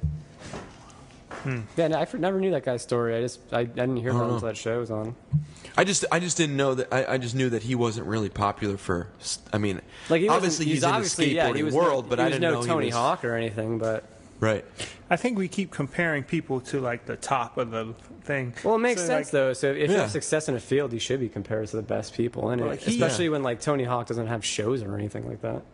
Right. He's probably the best guy where he's from, and the best guy in a larger area out from there. But once you Yeah. compare him to like the best But in the I world, think it's also like personality is important too. Like, Right. you know, Some people I'm sure Tony Hawk maybe just isn't that entertaining or Personable, interesting to watch. he may not be whereas that personable guy- too. You know, like yeah, he may not be. Rob Dyrdek's a character, and Yeah, he's kind of funny and he had a his show own that thing. really didn't show. He was skating on that show, but it wasn't about that at all. It's just okay. about him So being it's- goofy. Yeah, it's Yeah. like a totally different. He's not really getting famous from skateboarding. He's like, Yeah, no, I think he's just Yeah. a character. Yeah. Right. Yeah. Yeah, I don't. I think it's fair to you know, compare to put people up against. I mean, if it's in there, if And it's like they're like, so, if we put you up against like the best watercolor artists, like you kind of I would. That would be wonderful. like good. I'm if I could, it up. if I could get, Like, I if I am could that get, guy. if I could get that kind of. But no, if we make the comparison Sure. over the years, then people are going to be like Andrew Kish. He's good, but he's not there yet. Like, don't you want to be you? You're going to keep I wanna be striving the- to I be wanna- the guy. My goal, I think, you know, But at least you could beat him up still, yeah. Well, regardless. who? Yeah, I don't. point. My goal is kind of, you know, I just want to just be the best that I can be, you know, at the time. Just be your own I do person. want to be authentic. I mean, that's the most important thing, I think. And in the end, if that is your, you know, if you're looked at by your peers as somebody that, you know, has moved the needle of, you know, the medium or whatever it is, you know, I mean, I think that's in art. It's so different because there's not really a definitive best. You know, Yeah. Right? It's I mean, it's all subjective. subjective, So yeah. This is completely. But is it Yeah. fair to compare you to the best? I think Or it's the fair. Supposed best. I think it's fair to compare art. You know, you can look at it in this over that or taste. You know, you can compare, but. I think it's a little bit of a disservice to compare art in that way. I think it's a little too subjective. Yeah, because one person might see something wonderful, another person might see something horrible that they don't even want to consider or think about or talk about. So okay, so but skateboarding kind of like it's like a Well, there's freestyle, there's tricks, there's different styles, but I think there is more of a definitive best when it comes to something like that. That's certainly not subjective as much. Right, because that's based in competition. It's skill. You know what I mean? That's something that's based in. And you have judges saying what they think is the best. So it's still. Well, and also there might be some things that are beyond the judges. Like the judge can't say, "I think this."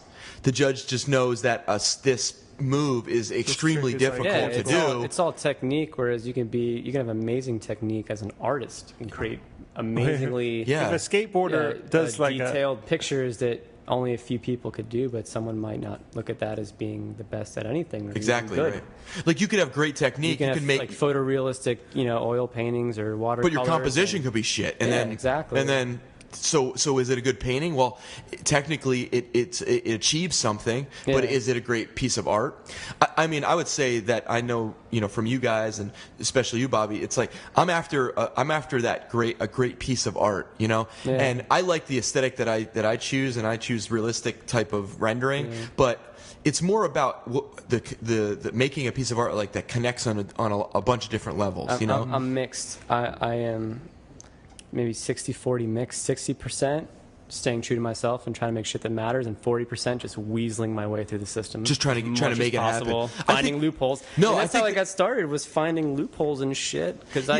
But I think that's more your business model than it is like your artistic. I'm probably far more of a goofball than most artists, so I can't go to a show and stare at a piece for 20 minutes and discuss it. I either like it or I don't, and that's it. I agree with you. I think sports, you can still have that, right? Like a guy can be technically not as good, but he's a fan favorite, and then the judges are like, like the crowd likes him more. I would think that happens in boxing, more than anything, because boxing is kind of more of a subjective sport. How they judge it, and MMA, because you'll have multiple opinions. The Mayweather Manny fight. Did you guys see it? I didn't watch it. I watched it. How was it?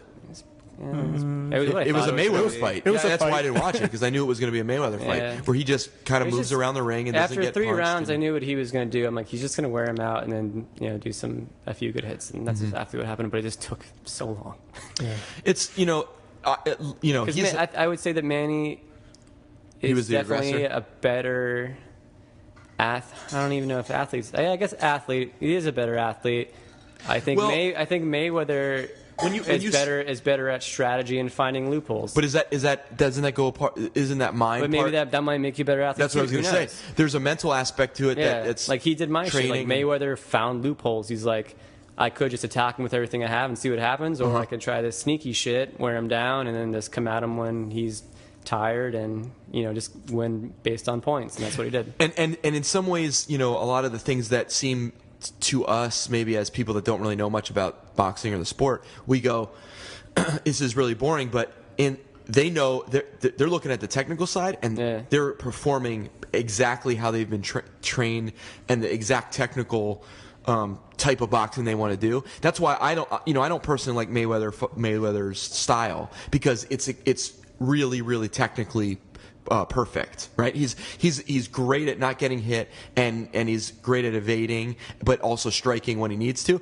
And to me, that's just really boring. I like Mike Tyson-esque type of boxing, where they just come in and Tyson is just going to unload the fury of and he just was destroying people, But that's kind of that's a fast burn. Like that, you can see his career. He burned out really quickly because he lived kind of the way he also fought, which was, also because his trainer, I think, didn't his trainer die or something like that? I don't know that much. But anyway, I heard his book's amazing. Yeah, and that show his one man thing. Yeah, pretty amazing. I heard. I saw somebody posted a video of something that I checked out where he elbowed somebody, that some like drunk guy. It looked like it was at a fight. I think it was at the Mayweather fight, and some drunk guy tried to get a picture with him and like hug Mike Tyson, and his buddy is like trying to pull him off him. Did you see it? I think it was at the weigh-in or something. And Tyson looks back at him, and he kind of is allowing him to kind of get in close and do a picture, but as soon as he like puts his arm around him and tries to like pull Mike Tyson like in for a picture, Mike Tyson like gets him off and then just like gives him an elbow shot. And I'm thinking, you don't want that, man. would be a really bad day for that guy if he was drunk and he got in a scuffle with Tyson. Like you can compare Tyson to the best boxer, but it's still Mike Tyson. Like you don't want to you don't want to try to take advantage. You could be when the you're not a trained 20th boxer. best boxer in the world and still fuck up anyone in a room. Yeah, Do exactly. you ever see a boxing live? Like, No, like go I've to a never live seen match? live, no. I had so much more respect for the boxing when I saw it live. I was like, wow. Imagine, yeah. You know, and it makes you feel really, really inadequate because you're watching these guys that might be your size or even smaller. You know, for some of these guys that weigh less, and when they punch, it's legitimately. It makes you go, I have no idea how to throw a punch. Yeah. Do you know what I'm talking about? So quick and powerful. And you're like, if I got in a situation with one of these guys, that'd be it. It'd be pretty much game over. Yeah, I get that same sensation when I watch like MMA because, you know, I like MMA. I like watching, you know, like the physical, you know, those kind of sports. But I get that same sensation, like, man, if it was me versus Complete this guy, yeah. it's over. This is not even, you know, my best bet would be to run, you know, as fast as I can, and hopefully he's not as faster than me, and I'm sure he is, you know.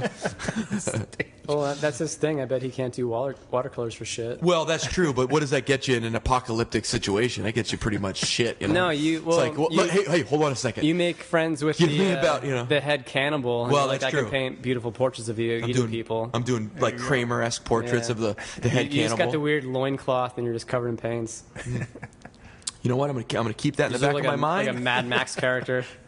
I'm gonna be the weird painter that's like painting the scene of destruction. There you know, go. that builds the ego of the leader. You know, it could happen. Who knows? But Fingers crossed. It'd definitely be nice to have a little bit of training so that you could hold your own in some kind of situation. I've been wanting to do that for a while now. I just need to go and sign up somewhere. Yeah. Get my ass kicked. I hear a lot about the jiu-jitsu. That's obviously that's what I hear the big too. thing. Yeah, and it's not as high impact too. Yeah. You could just I mean, you'll get hurt still, but you're not getting like jabbed to the face or anything. Right, no like punch, that. no like impact, I like don't punches need and a things. foot to the jaw or anything. That could change the outcome of the next couple of days. Yeah. I mean, so I can't really taste. It'll ruin a month or two. I can't smell. Anyway, Telly, you're on the prowl. Yeah. Well, you had some other things written down, man. We take his topic and then we just run with it. We just run with it. Shoot off. Go wild. Maybe. I don't know. I had a news just passed that the medical. This is way off topic, but medical marijuana passed for Pennsylvania. Did you guys see really? that? Yeah. And what was it? What was it through? It's not completely like. Yeah, but it passed one step of. Okay, of many steps. And it needs to go to like the Senate or wherever. Like. Yeah. Yeah. Imagine like how far we are from like. I know then. So it's just kind of a little bit of false hope in a way, you know. Just get your hopes up. But still, it's something, right? It's something. I think it's open good. the At door. the same but time, how much? I mean, it'll. The only difference it'll make is the people that actually need it and could use medical marijuana. I just think like, I know a lot of people that are suddenly going to develop sleep issues on a.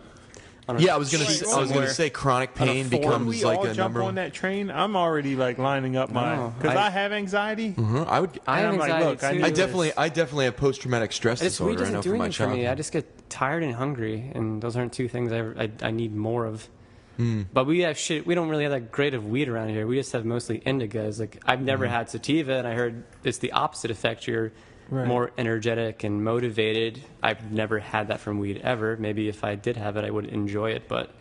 Any weed I've ever had in my life, it's just you're dumb, slow, and you're tired, and you want to eat at some point. And some people, say that they get really, like you said, inspired and like get real creative and do all this other stuff. Kinds, but I don't know that. I mean, in the West Coast, or even areas where it's been legal longer, they do have the good quality stuff that. So you don't have think more positive, motivating effects than just sitting on your couch and watching stuff. So how far away? I mean, not just marijuana, but how far away you think we are from the drug issues becoming like this war on drugs type of thing slowly fading out? I don't think that'll fade. No? I think we'll get pot and that'll be it. You really think so? Yeah. I'm kind of in line. Because everything else is a hard sell. Well, they're doing a lot of research now with a lot of these drugs like MDMA, what is it? MDMA. MDMA. Yeah. and then they're doing LSD and all this other things. Yeah, and I think a lot of the psychedelics have some really benefits to they have a lot of culture, benefits, you know. But I just think they'll always be a hard sell. Yeah. And I mean, marijuana But is something that's been so common for such a long time. Most people just have like a whatever feeling about it anyway. Like, just like let it be legal so they shut up, sort of thing. Whereas I can't imagine there being a good fight to get MDMA legal or acid legal or anything like that. But even in medical dosing. If it was controlled to that level where you had to be at some sort of a specialist or facility, I could see that. But that's that's way different than people just being able to have it. Yeah.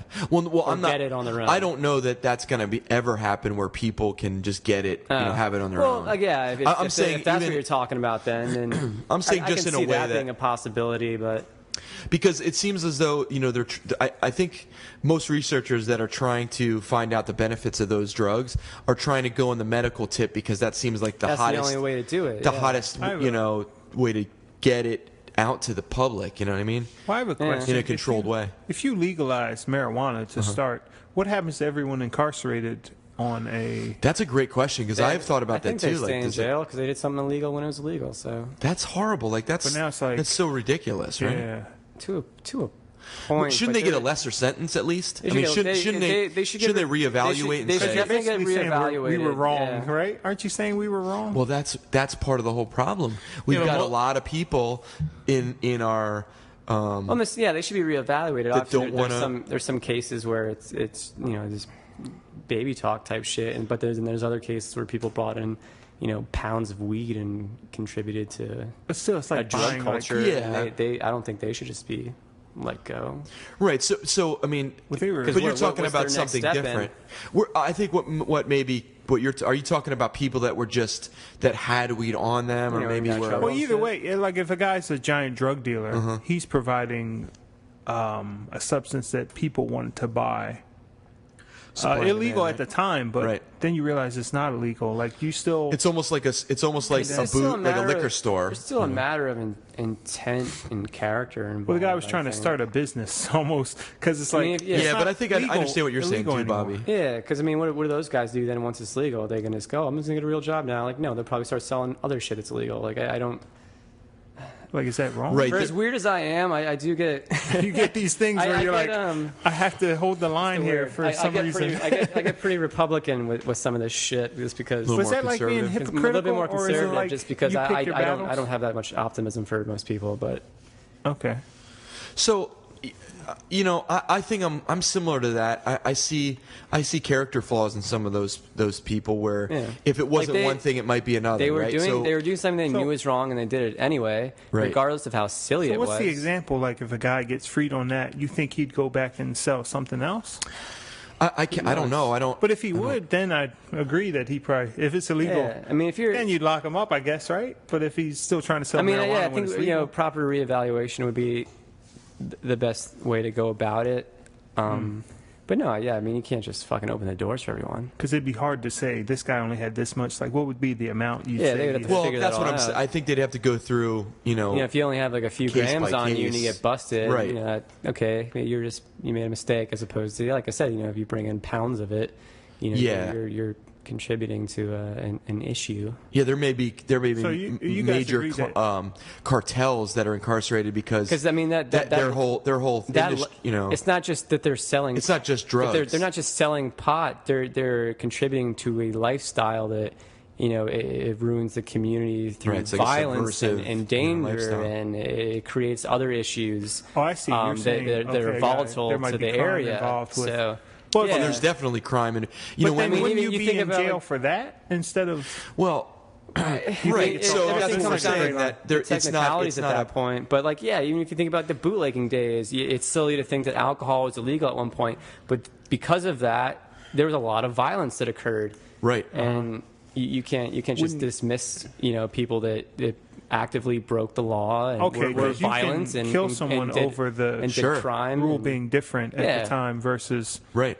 I mean, look at those Mexican cartels right now that exist because of that supply and demand. They're cutting people's heads off. They're warring with other cartels. They're human trafficking. I mean, it's in those kind of circles. It seems like it's that's only one part of a bigger crime syndicate. Do you know what I'm saying? So I don't know. Weed is legalized, and everyone who got caught is stuck. It's just out. That sucks. Well, that would be so. Rule, what if you're like the day before, like one day before, the night cruising around. That would be rough. You get caught. It's like 20. What is it? 15 years or some shit. It's like a Tuesday. Like, why didn't I just wait till Wednesday? Yeah, and then the rest for the next 15 years, you're staring at a cell wall, and you're just somewhere, right? Yeah. I mean, someone asks you what you did, and you're like, "Oh, I sell pot." Like, no, really, what you wait, did? it's really, legal. What do you mean? Yeah. Yeah, I don't know. I think that I hear a lot of things from different sides, but the more that I find out about, drugs, and I'm not, by any means an expert in this field at all. I just see. I've kind of taken my time to research and understand things a lot better before I've even, tried to experiment or do anything like that. So for me, I've been doing a lot of listening, to people talking, and there's a lot of people that talk about the massive benefits of psychedelics and, marijuana and, over things that are legal, like, obviously cigarettes, alcohol as drugs.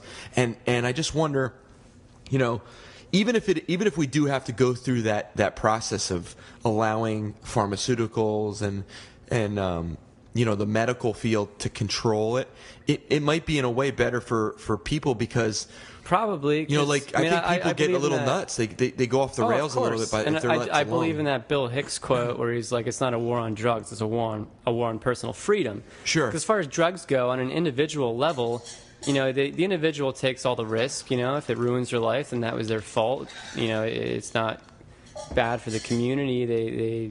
They're responsible for their own choices. But when you have dealers and you have all this criminal element to it, then it does affect the community, it does affect the area. Yeah. And that's where you got to start paying more attention to what this actually does or how it affects people.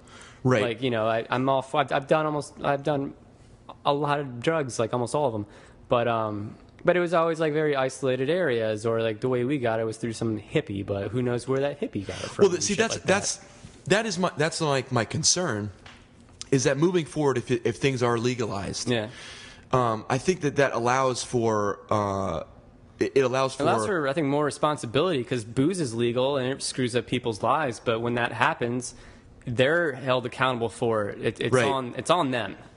Right, but it also allows for a certain level of what's the word I'm thinking about? But when you go to buy that whiskey, you know how much is in it. You know what I'm saying? When you buy the beer, you know how much alcohol is in it. Exactly, so there's a regulation to it. Yeah, I agree with that. And I think that's valuable for people versus, like you said, just getting it from somebody else. And this is where stuff could be laced, or you could get some kind of overdose issue because there's something else in it. And I think that as a mature society that's moving in a direction where we should be celebrating freedoms, not taking them away, and minimizing people's ability to make choices. If we legalized every single drug tomorrow, there would be maybe 1% more people that would be doing drugs. Right, people that aren't going to do it. If people are already doing drugs, those are the people who are going to care. But it's not like people are going to wake up and be like, heroin's legal now. I wonder. But do you think the kids like heroin? But do you think the kids are going to rush out right away and be like, wow, okay, now I can just indulge in this? Because I think that's where the biggest issue is for people that don't want to legalize things, is because the youth is always looking for some kind of. I don't think they're getting it anyway. Properly educated on drugs ever. Yeah. And that's something that definitely needs to be worked on. I mean, I've had screw-ups in the past just because I didn't know what the fuck I was doing. Yeah. I did meth once accidentally just because I didn't know what speed was, because that's how it was presented to me. Right. I thought it was its own thing. So I did one line of it, and I was up for like 12 hours just rambling. And then I didn't find out till like 2 years later. Like one of the people I did it with, like, hey, remember the one time we did meth? I'm like, I never did fucking meth. You're what are you talking about? What are you talking about? Like, oh, remember that time? And he explained like the whole situation, the environment. I'm like, wait, that was meth? He's like, yeah. I'm like, that was speed. He's like, that's what meth is. I'm like, oh, thank you, Whitehall High School, for yeah, thanks for that. Setting me up with that. Well, I mean, that goes back to but then also they, like the drug classes and the health classes, they paint every drug to be this evil thing, which some of it is fucking evil, but a lot of it, it's just, it's a reckless move. But if you're careful, it's not going to kill you. It's not going to be awful. Well, that's I will promote the use of psychedelics to anyone. Obviously, you can even do too much of that and ruin, a day or two of your life. But for the most part, if you do it responsibly, it's very rewarding to your psyche and your mental state, far more than alcohol could ever be. Yeah. But, nothing's ever presented in that way. It's just, this is bad, it's evil, it'll ruin your life, it'll kill you. And when you hear that, like applied to pot, and then you smoke pot, you're like, this is cool, I'm fine, when you're a kid. Then you go, well, maybe all the other stuff was bullshit too. Maybe coke ain't that bad So either. it almost creates it creates your own, the issue itself. By that type of teaching, it creates an issue because you realize they're full of shit. Yeah, it creates this like weird naivety, and you don't have the proper knowledge. And I mean, for that to be fixed, it would have to be a real progressive move for schools to actually have people that might have done drugs actually teaching the effects of them, as opposed to reading from some 40-year-old book that just says it's all going to kill you. It just seems really strange that usage of a substance makes you a criminal. Do you know what I'm saying? Like that. How does that? It doesn't seem to translate to me like how using a substance makes you a criminal. There's plenty of people that do a lot of or pharmaceutical equivalents to most of the terrible drugs these days. Well, look at the things that are much worse for you. Like what if you ate. Like, look at the people that are extremely obese and just are addicted to sugar, right? That's okay. That's way worse for your body, I think, than smoking a joint here and there and now and then. So, I don't understand how they justify criminality of one substance over another. It's like bullshit. what's something? I mean, you can smoke tobacco, right? But you can't smoke another thing because it gives you a different type of high. Yeah. There's just so much. There's an arrogance to the way that policy is taught and in our country. Yeah, obviously, there's the whole business element to things. Well, too. of course, right.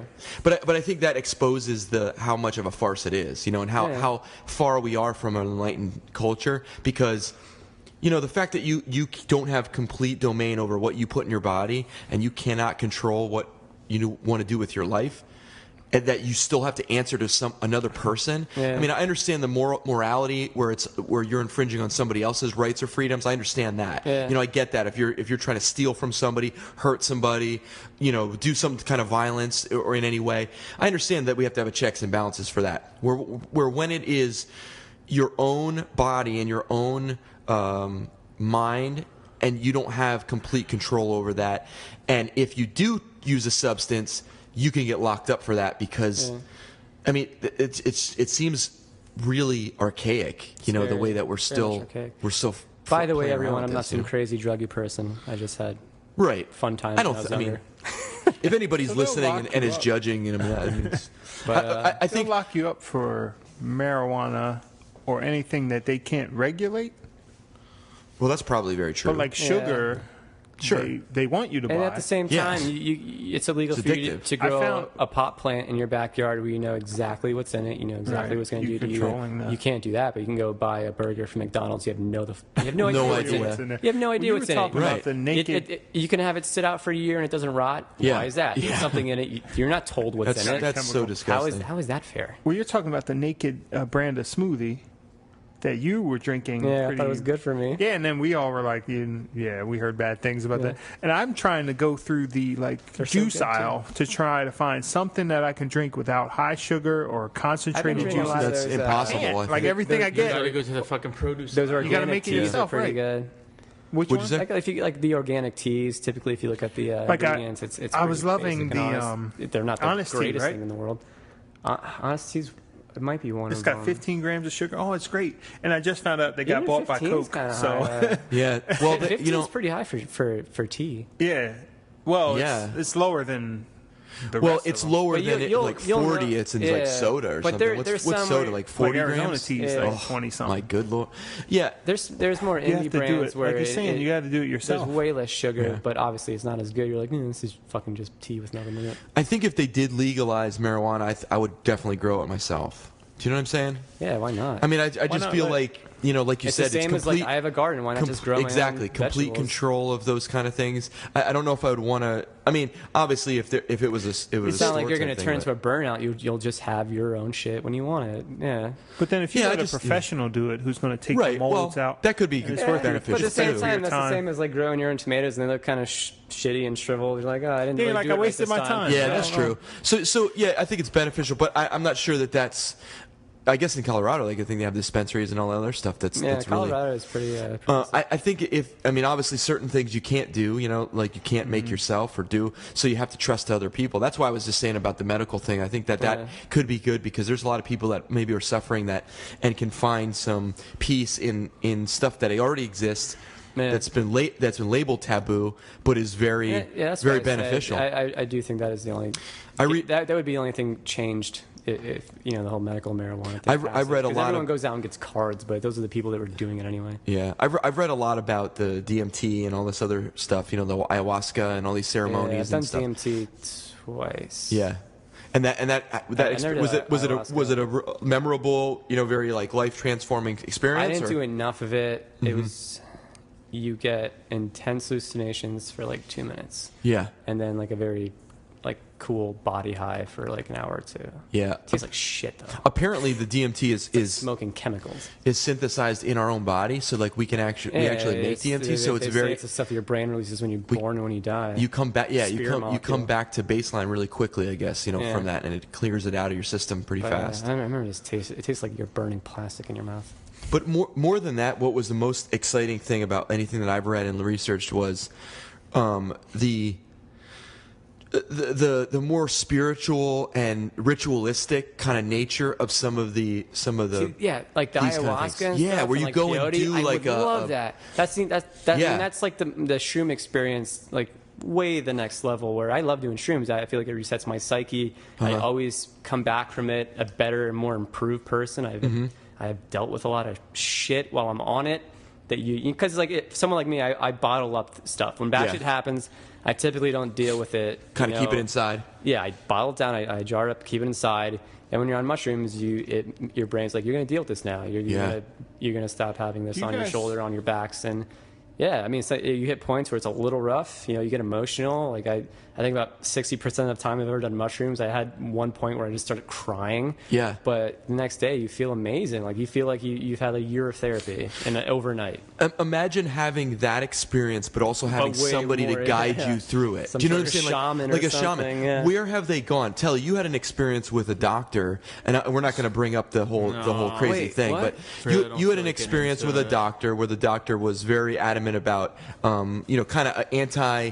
What you were saying about the food and everything. But imagine if the doctors were really helpful, they gave you insight and they like a shaman and were able to help you through life situations that dealt with health, but also connected it to other things like spirituality, like your emotional response to the world and your experiences. And I think that we're lacking that so much. I mean, we just talked about the youth and how easily the youth would go off the rails if drugs would become legal. But imagine if we had people in our society which were like doctors, but were people you could trust and have sessions with that could help you through your life situation, help you experiment and figure out more about who you are, what your place is here, and more importantly, how you connect and how you are perceived and how you impact other people. Because that's one of the most important things and one of the underlining things that most people that have had shroom experiences like you, Bobby, or have had these ayahuasca ceremonies, this is what they come back with. They come back with these really life-changing things, but it's always about how it breaks down their ego and how they saw themselves in other people's eyes, and how or maybe it showed them something about themselves, that how they're treating other people or how they're living their life is not conducive to their health, or like all these different things. Why are our doctors not those type of people? Why are our doctors pushers? They're like pill pushers. They're quick fix kind of they don't even fully understand because they're not healers anymore now. Right. They're trying to make a quick buck. But that's all it is. That's It's like everything else. So how we're on the cusp of really transforming the food industry. I think a lot of people are waking up to the fact that the stuff that they're eating. McDonald's, you don't think kale, so? I look at McDonald's. McDonald's is dying. Yeah, McDonald's. Who would ever? Two generations away. I put that with the with the religion. No, religion's one. Oh, okay. I put that with the the not following bullshit news sort of generation. Okay, so right. Essentially our generation. Well, I think that we're falling away from that. I really do. I see a positive change, and I'm really hopeful about it because, I know for myself, I didn't give two shits about my diet, when I was in my 20s, but as I've gotten older and as I've read more and researched things and found out about stuff and listened to podcasts where people are talking about smoothies and stuff like that. And like 90% of the country's still fucking disgusting. So, right. But Telly, maybe there's that 10% is maybe it's more than ever before. And I mean, listen, we're all sitting around here talking about health and kind of things that we do to try to stay healthy, cookies, right? Yeah, but I mean, whatever. We do that for the podcast, whatever. Just junking out or whatever. But for the majority of time, I mean, majority of the week,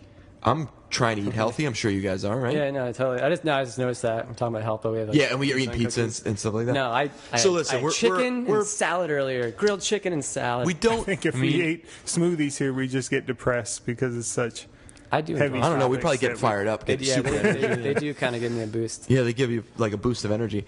But I mean, I'm not saying obviously everything in moderation, right? Everything in right, small doses. But you said you're much more cynical about it. You think than who, me? Well, I mean, it seems as though. Well, I mean, when there's major corporations that are controlling fucking everything. I mean, me saying we're two generations away is as cynical. Like, Telly, how long do you think it would take for? I have no idea. I have no idea at this point. It's like everyone for themselves because. It's the Wild West, folks. I mean, that's pretty much how it is. It's just 6 shooters. You really have to go pretty out much your way how it is. I mean, you just said, wouldn't it be nice if there were people that were like doctors or people that could guide holistic mentors like shamans, right? Right. But that they were more available like doctors are. Essentially, was what you're getting at. Yeah, they fill a role that connects everything. It's a holistic approach to health, well-being, and enlightenment. And you don't feel that doctors are doing enough. I've never trusted a doctor. All right. Well, I mean, I can't say that. I've trusted doctors. It's a lot of fucking wishful thinking because I mean the healthcare system in this country is fucking broken. Yeah.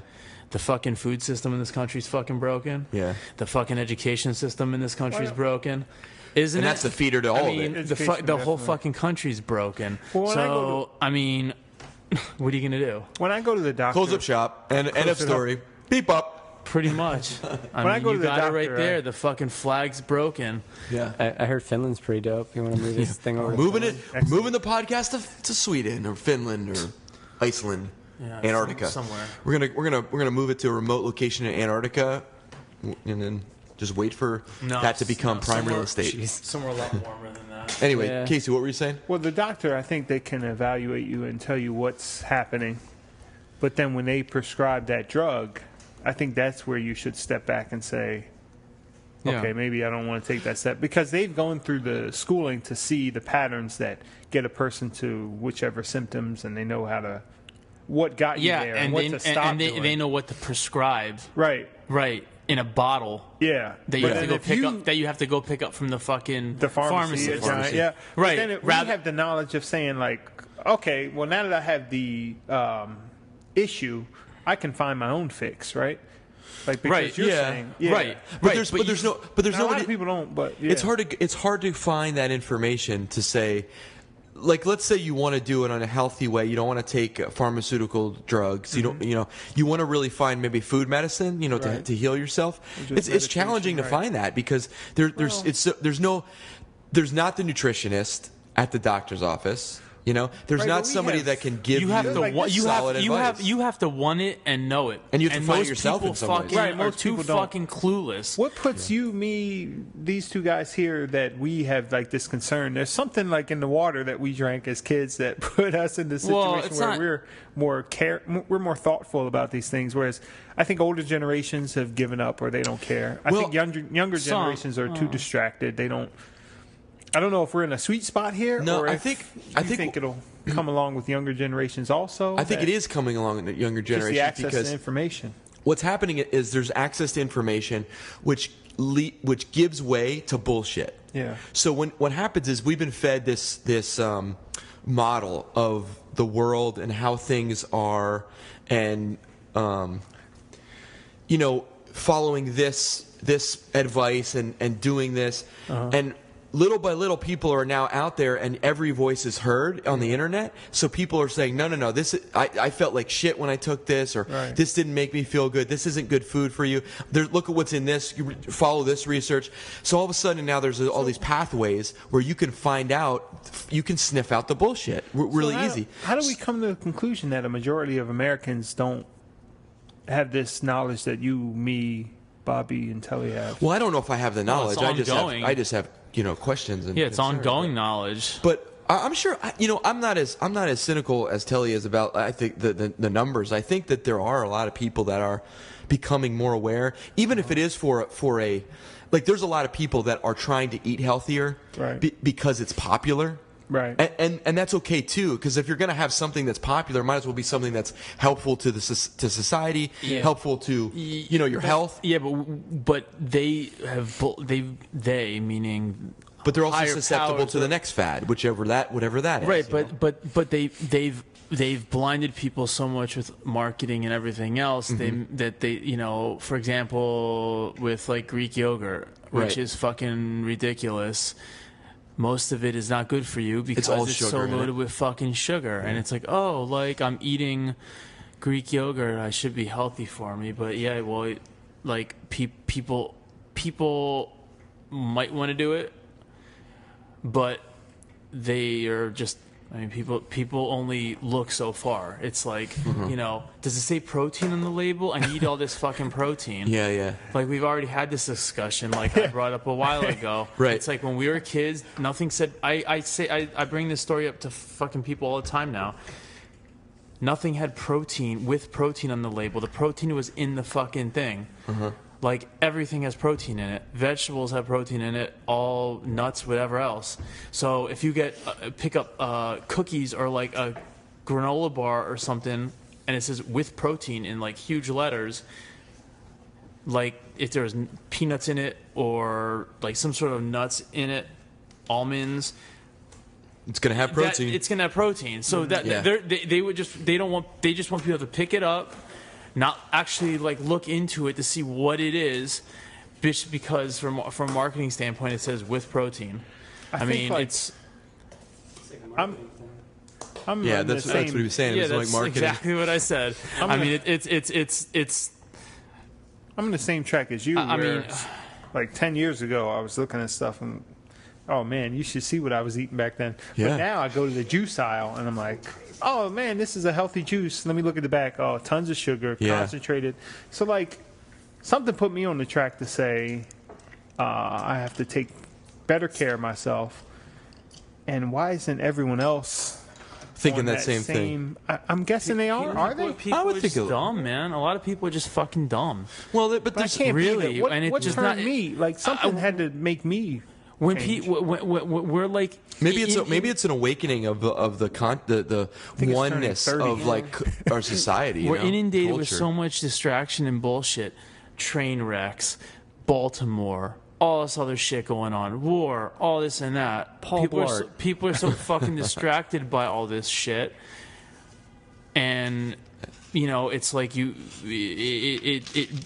it waters down all the things that should be important. Right. Well, that's so people are going to taking their kids to eat at fucking McDonald's. Yeah.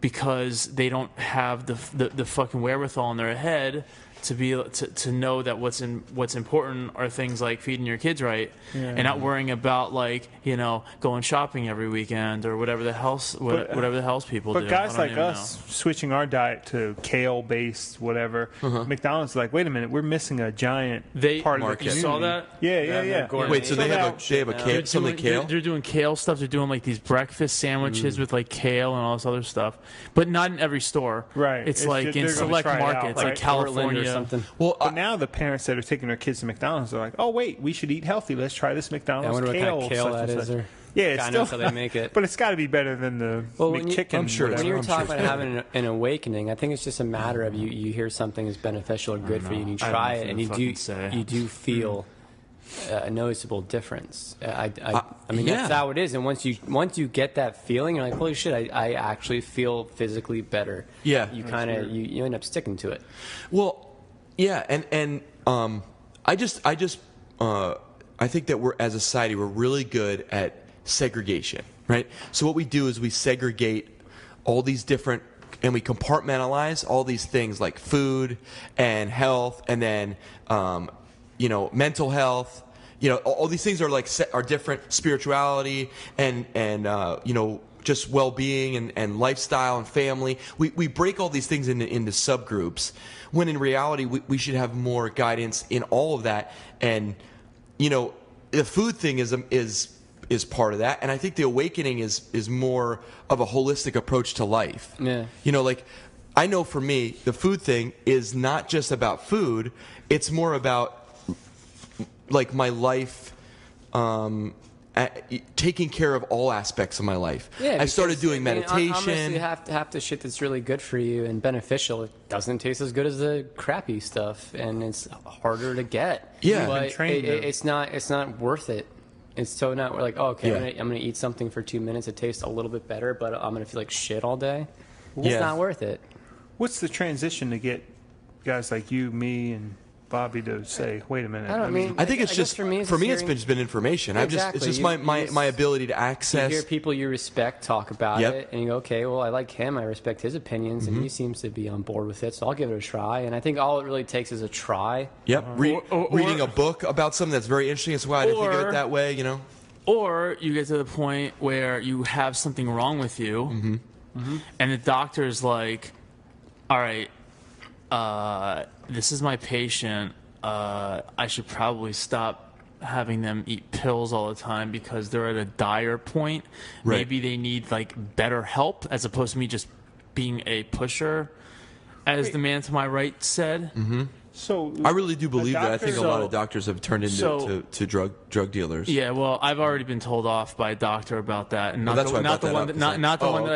someone else on Facebook a while ago. So doctors get to a point where Casey, talking to the mic, bud. Oh, sorry. Doctors get to a point where they're prescribing drugs and seeing their patients not getting better, or just abusing the drugs. Or no. Like, wait a minute. What I'm saying, what I'm saying is, sorry. What you said was, at what point do people like change their attitude about their health and eating right and stuff? And what I'm saying is, people would be lazy ass bastards that go eat Subway every night and think they're eating healthy or whatever, or whatever people do. I don't even fucking know. But when their doctor gets to the point, or when they have to go to a doctor, that might not be like, if they have an issue that they're dealing with, and the doctor's like, look, like straight up, you need to change your lifestyle, or else you're gonna fucking die. You're gonna die, right? Then that might wake people up, but that shouldn't be the case. People, like, it's ridiculous that people are so undisciplined. It's fucking ridiculous, dude. It seems to me that a lot of people nowadays, if you talk to most people, they're on something. And that, to me, is really scary, right? Because there's a lot of, and this is where, this kind of brings everything kind of full circle back to when I started talking about the drugs, is that there's a lot of drugs that are out there that might be beneficial to your body that aren't going to create massive problems, because you can only mask issues for so long until other issues arise, right? So a lot of times what happens is, this hypothetical doctor we're talking about, who is a drug pusher, sees a patient. The patient is having this kind of issue, so they give them this drug X. They take drug X for 4 or 5 years, and all of a sudden now they develop this other problem because it's stopping pathways for other things that may cause, causes this or that. I mean, most of those drugs cause depression. Most of those you hear the same symptoms all the time because what they do is they're masking your ability to feel the effects of whatever the issue is, right? So they're not really healing anything. They're just masking.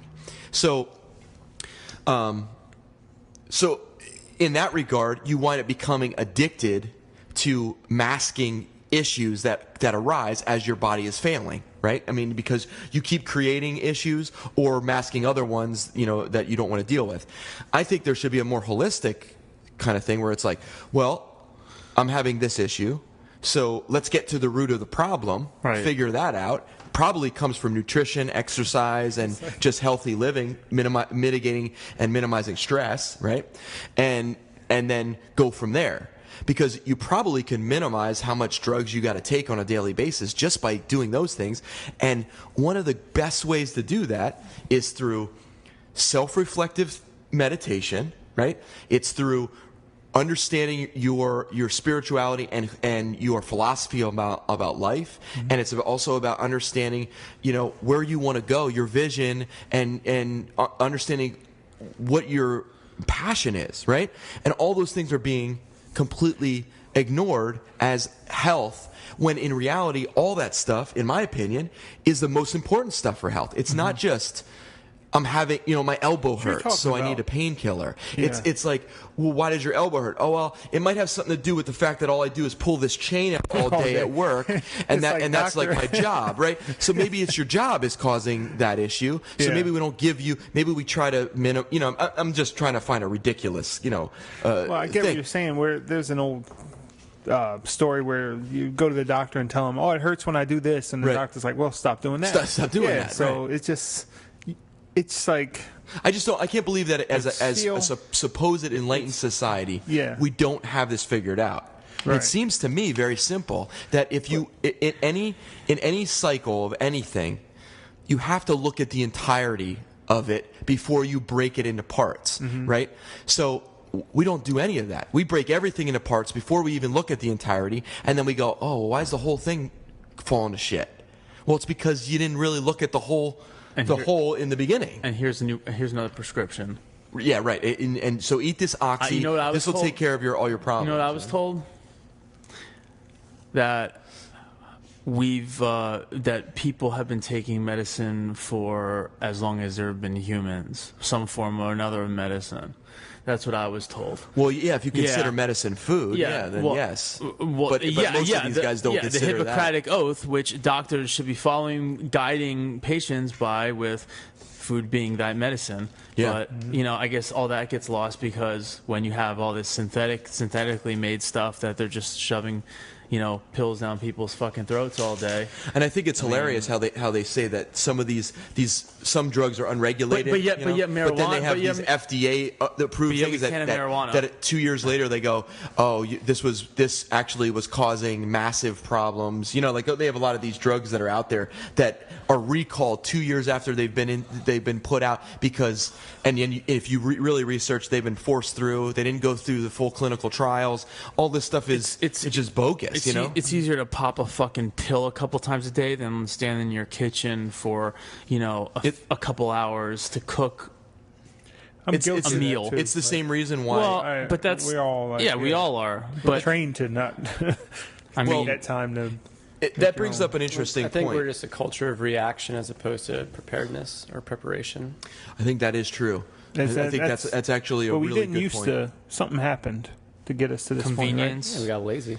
I think, but has human culture always been moving toward toward like a sedentary lifestyle because we have cars now that are going to drive us around. We were just talking about cars. I was just going to say that. Yeah. We're talking about cars that are going to drive us around. And this comes around to the technology thing. Like we obviously had the podcast about the movie and that some different with AI. That's but a good movie. How in the world are we at a point where technologically we can make our lives so much easier? Bobby had talked about this on a previous podcast where we have the ability to minimize these jobs that maybe aren't desirable, so that it frees up our time to be able to do other things or maybe enjoy other parts of our lives or explore our mind or explore our creativity in a different way. But we're still like slaving away at these 40-hour jobs. Like what is that? This is I don't get it at all. I don't get it at all. I don't understand how we're you know, I'm hopeful that at some point we find the puzzle piece and we go, there it is. There's the one that connects where we want to go with where we are. But it's so frustrating, you know? Speaking of jobs, what blows my mind with the whole train accident in Philly. Why don't you, I mean, just in case anybody's listening to this later, you know what I mean? Like past the time, give a little synopsis of the issue, of the situation. I don't know much. Like I was saying before, I didn't see any. I didn't really watch the news about it, but basically an Amtrak train near Philadelphia that was going through Philadelphia between New York and D.C. I guess, right? Mm-hmm.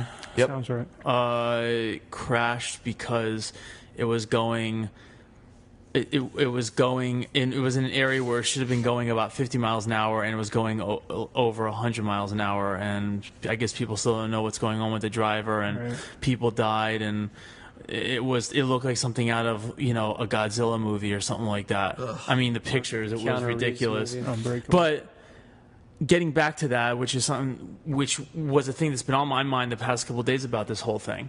And it leads into the whole automated thing and about what you were just saying about jobs, like, and I have no idea. I mean, do they actually have someone who's like controlling everything? I mean, you'd think that it's a set track to have somebody. The train? Yeah.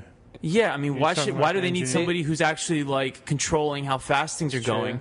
You know what I mean? It's a set track. It's not like a plane. Be set on something? It's not a plane or a car, which it's I mean, almost like the human element's like a fail-safe, which didn't work apparently. Right. Well, yeah, I mean, they're not just going to have it completely. It seems like something that should be fully automatic at this point. Yeah, I mean, at least have somebody like a captain or whatever who's there, or a second guy, like a co-pilot. No, you need to have some human element still there, just monitoring everything. You know, like in a pilot. But almost having it automated so that way it does what it does normally. You know where it's starting and you know where it's stopping. Mm-hmm. Right. Okay? I mean, don't you have it like on a timer when you hit it, and it should know like if it takes 50 miles an hour and it gets from 50 miles to this point, and then once it hits that point, you gradually increase it so that it can go faster. And then when it needs to go around the curve, it slows down. Around the curve, yeah, right. I don't know how tracks work. I don't know, they have multiple tracks. I don't know how all that shit works. My understanding from the little that I heard, it's like when they were questioning regards to this, what the driver did or didn't do in this particular situation, like why did he make it go so fast? In my mind, I'm like, do we even know if he's like, or he or she is actually hitting a pedal or whatever, saying, yeah, you need to go faster. Yeah, they're saying, oh, was a person drunk or on drugs or something like that, and they like, hit it too hard for it to go fast or put the pedal to the metal. And I'm sitting there thinking, I'm sitting there thinking, why isn't this shit just automated? Yeah. In a plane, it's a little different because, there's traffic control and needs that human element of like guiding the planes, you know, but. And even with the train thing, I feel like if you have that job as a conductor where you physically control everything, it can't be that complex. It's probably just, like you see in the movie, like just the one handle that you either pull up or down. I've had a couple jobs where if you've been doing that for 3 weeks, you should be pretty you should have that system figured out pretty quickly. So you never know what could have happened. Yeah, I was going to say. I mean, they might reveal there was a mechanical failure. Yeah, I was going to say I'm not. I don't know much about it because you never know really what the issue was. Telly read the most about it. But what's the? I'm not trying to figure out what happened. I don't give a fuck what happened. I mean, I'm just saying from the standpoint of with us talking about all this technology and this and that. But meanwhile, in Japan, they're setting world speed records with a maglev train, where we're literally in the Iron Age, or not the Iron Age, the Industrial Age with train tracks. Like, come on. Right, I know. This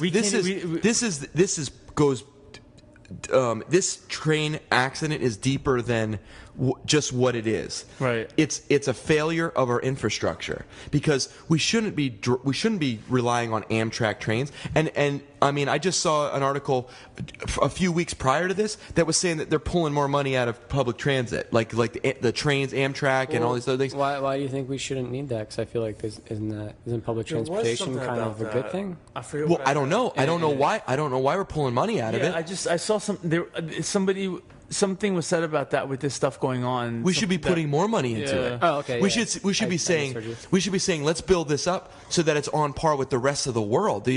I mean, we're talking about New York to Philadelphia or New York to DC. We're not talking about somewhere down south or in some backcountry thing where it's like a small town of like 100, 1,000 people or something. Yeah. We're talking about major metro areas that are seriously behind the times. There's a scene in Fight Club where Edward Norton's job is to, I guess, do recalls for his company. Like, we do a calculation, and if X is greater than Y, then we don't do a. Then we don't do a recall. Yeah, so also do a recall is more one or is than the payout of like less, insurance. Is less expensive than the payout. And you understand that, I guess, as a businessman, even though you're taking lives to be. I don't understand that at all because I don't. No, I mean I totally understand it. Right. It's shitty and evil, but I understand. Yeah, but it's like one train crashes in I don't know how many years. Maybe there's already a calculated risk. We're still under our death quota, so it's a. That's I don't even want to think about that. Would you say marginalizing the value of human life? Mini snafu of audio audio shut down for a moment there. Sorry about that. But anyway, I was just about to elaborate on my visual of what that scenario is like. This smoky room of directors, just like sucking on cigars and talking about a bunch of Don like Drapers. how many lives they'd be okay with, people, like how many people would be okay to die and how much money they'd be all right to lose. That sounds, well, how about it's like a horror movie, how about the fucking or at least some kind of thriller movie where you hope in the end those guys get lit up, by some vigilante like Frank Castle, Punisher, They don't get in trouble. What'd you say? Malaysian flight. Malaysian flight. I have a conspiracy about that. That was never figured out, right? No, I you know what?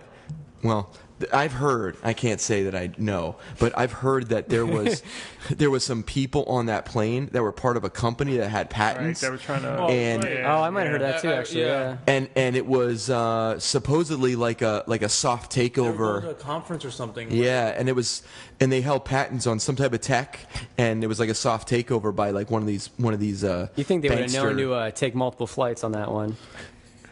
I don't. I mean, I think that it was like it's just naive. Naive. It's like you don't want the vice president on Air Force One. Well, I guess these guys were naive, and now they're in the bottom of the ocean, I'm sure.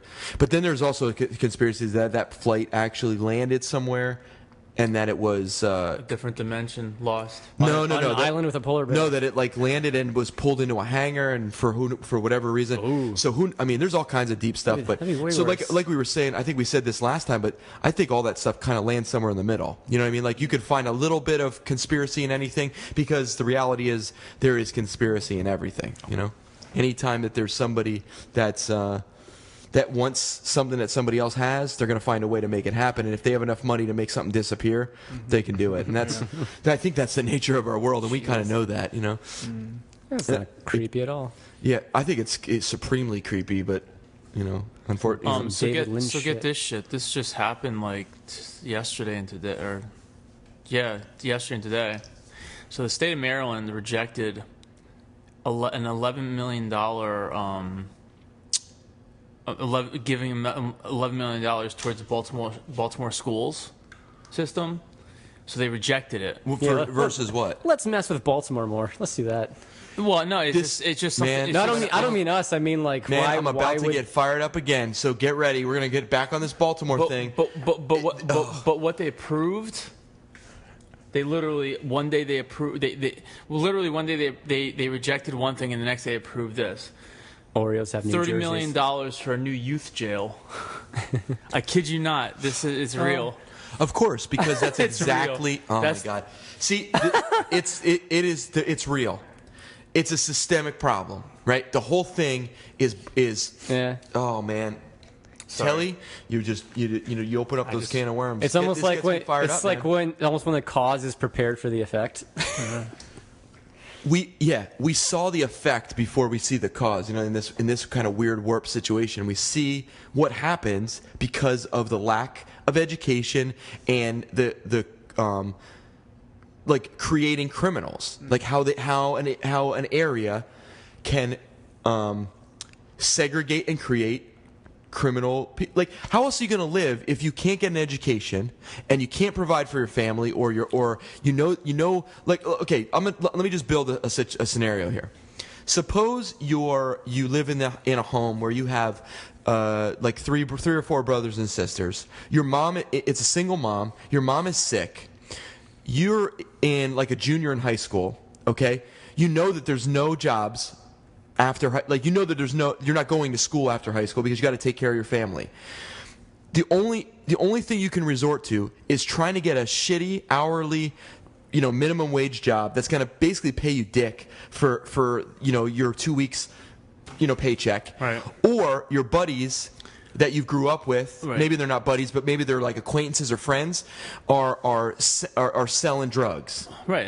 And they're making money. Yeah. Now, so you're stuck in a situation where it's basically survival of the fittest. Yeah. You're no longer in a civilized world because everything's stacked against you. Survival of the fit, only strong survive. Right. Mob deep. So what are you going to do? I mean, what are you going to do in that situation? You follow the path of the way society is supposedly set up for you to be a good citizen, or do you try your luck and you risk something to try to better your situation to help out your family? Now, obviously, majority of these people, this may be a very fabricated situation, right? And it may not be rooted in reality. But I'm sure these situations do exist, because a lot of these young, totally black exists. male or minorities that grow up in these ghettos type situations that have horrible education, which you just brought up, where they're why put money into the school system? Because that would just make educated, highly more intelligent people that can make better decisions. Why not just take that money out? But let's put money into this private prison system to incarcerate more juveniles. I mean, how can somebody look at that from the outside, and how can somebody like Obama, right, or his administration, and I put it on them because they should be the best of us, right? I mean, the people that are the political leaders should be the best of us. In my opinion, these should be the people that are making. It makes sense, but it's almost gross to hear because it's so far from. It's so far from reality. Yeah, and this is what gets me fired up because, I can't stand that it's being run by a corporate model or money over lives and all this other stuff, and it's really gross, and it's really heart-wrenching. You know what I mean? Because I like to think of myself as somebody that's very empathetic. And when I think about these people, and I don't know anybody in that situation, personally, but when I think about these individuals, my heart goes out to them because I know if I was in that situation, I would probably choose the situation where I risk my own well-being and my own safety to try to help out my family. You'd be Aladdin, man. Yeah, exactly right. I mean, I would put myself in that situation. I mean, I just know that I would. But would it be? But it's not the right decision. Man, I don't know. It's crazy. It's just really rough. Fucking It's crazy. Jafar. See how much legs that story gets. Because How can we not be dumping? How much money can we pull up a figure how much money goes into military? I think it's something ridiculous. It's like, of course, it's it like is. 75% of our and the fact of all these people. Casey, that can you pull that up? See how much money we spend. It's called defense, Andrew.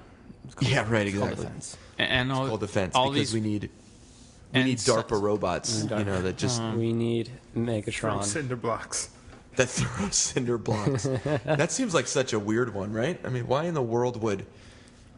I guess it's not going to throw cinder blocks in warfare, right? It's probably going to throw bombs, grenades. like dirty bombs or something. It's gonna throw babies. Well, I mean, I think that was more. Do we know how much we spend on warfare? It's got to be some kind of ridiculous, like trillions of dollars. Well, whatever it is, and But okay, so regardless, anyway, it's kind of doesn't even matter. We all kind of know I see a it's a pie chart on his ridiculous. phone. Yeah, Do I don't want to know how much is oh it? my God. How much Does it is say how much goes into education? What does the Military biggest budget. slice go to? Oh, let me check. Well, it's got like It's almost half the 534 pie. billion, but total defense spending 786 billion. Oh my God! And what does it say? What goes into education? Is there anything? Defense. Let me see here. defense.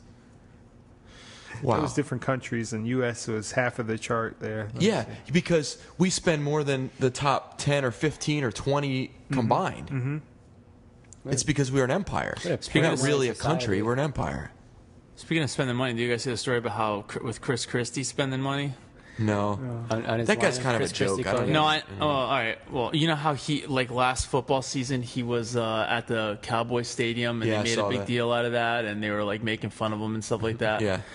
And so it came out that he spent $82,000 of taxpayer money on food and drinks and whatever else. Just for him.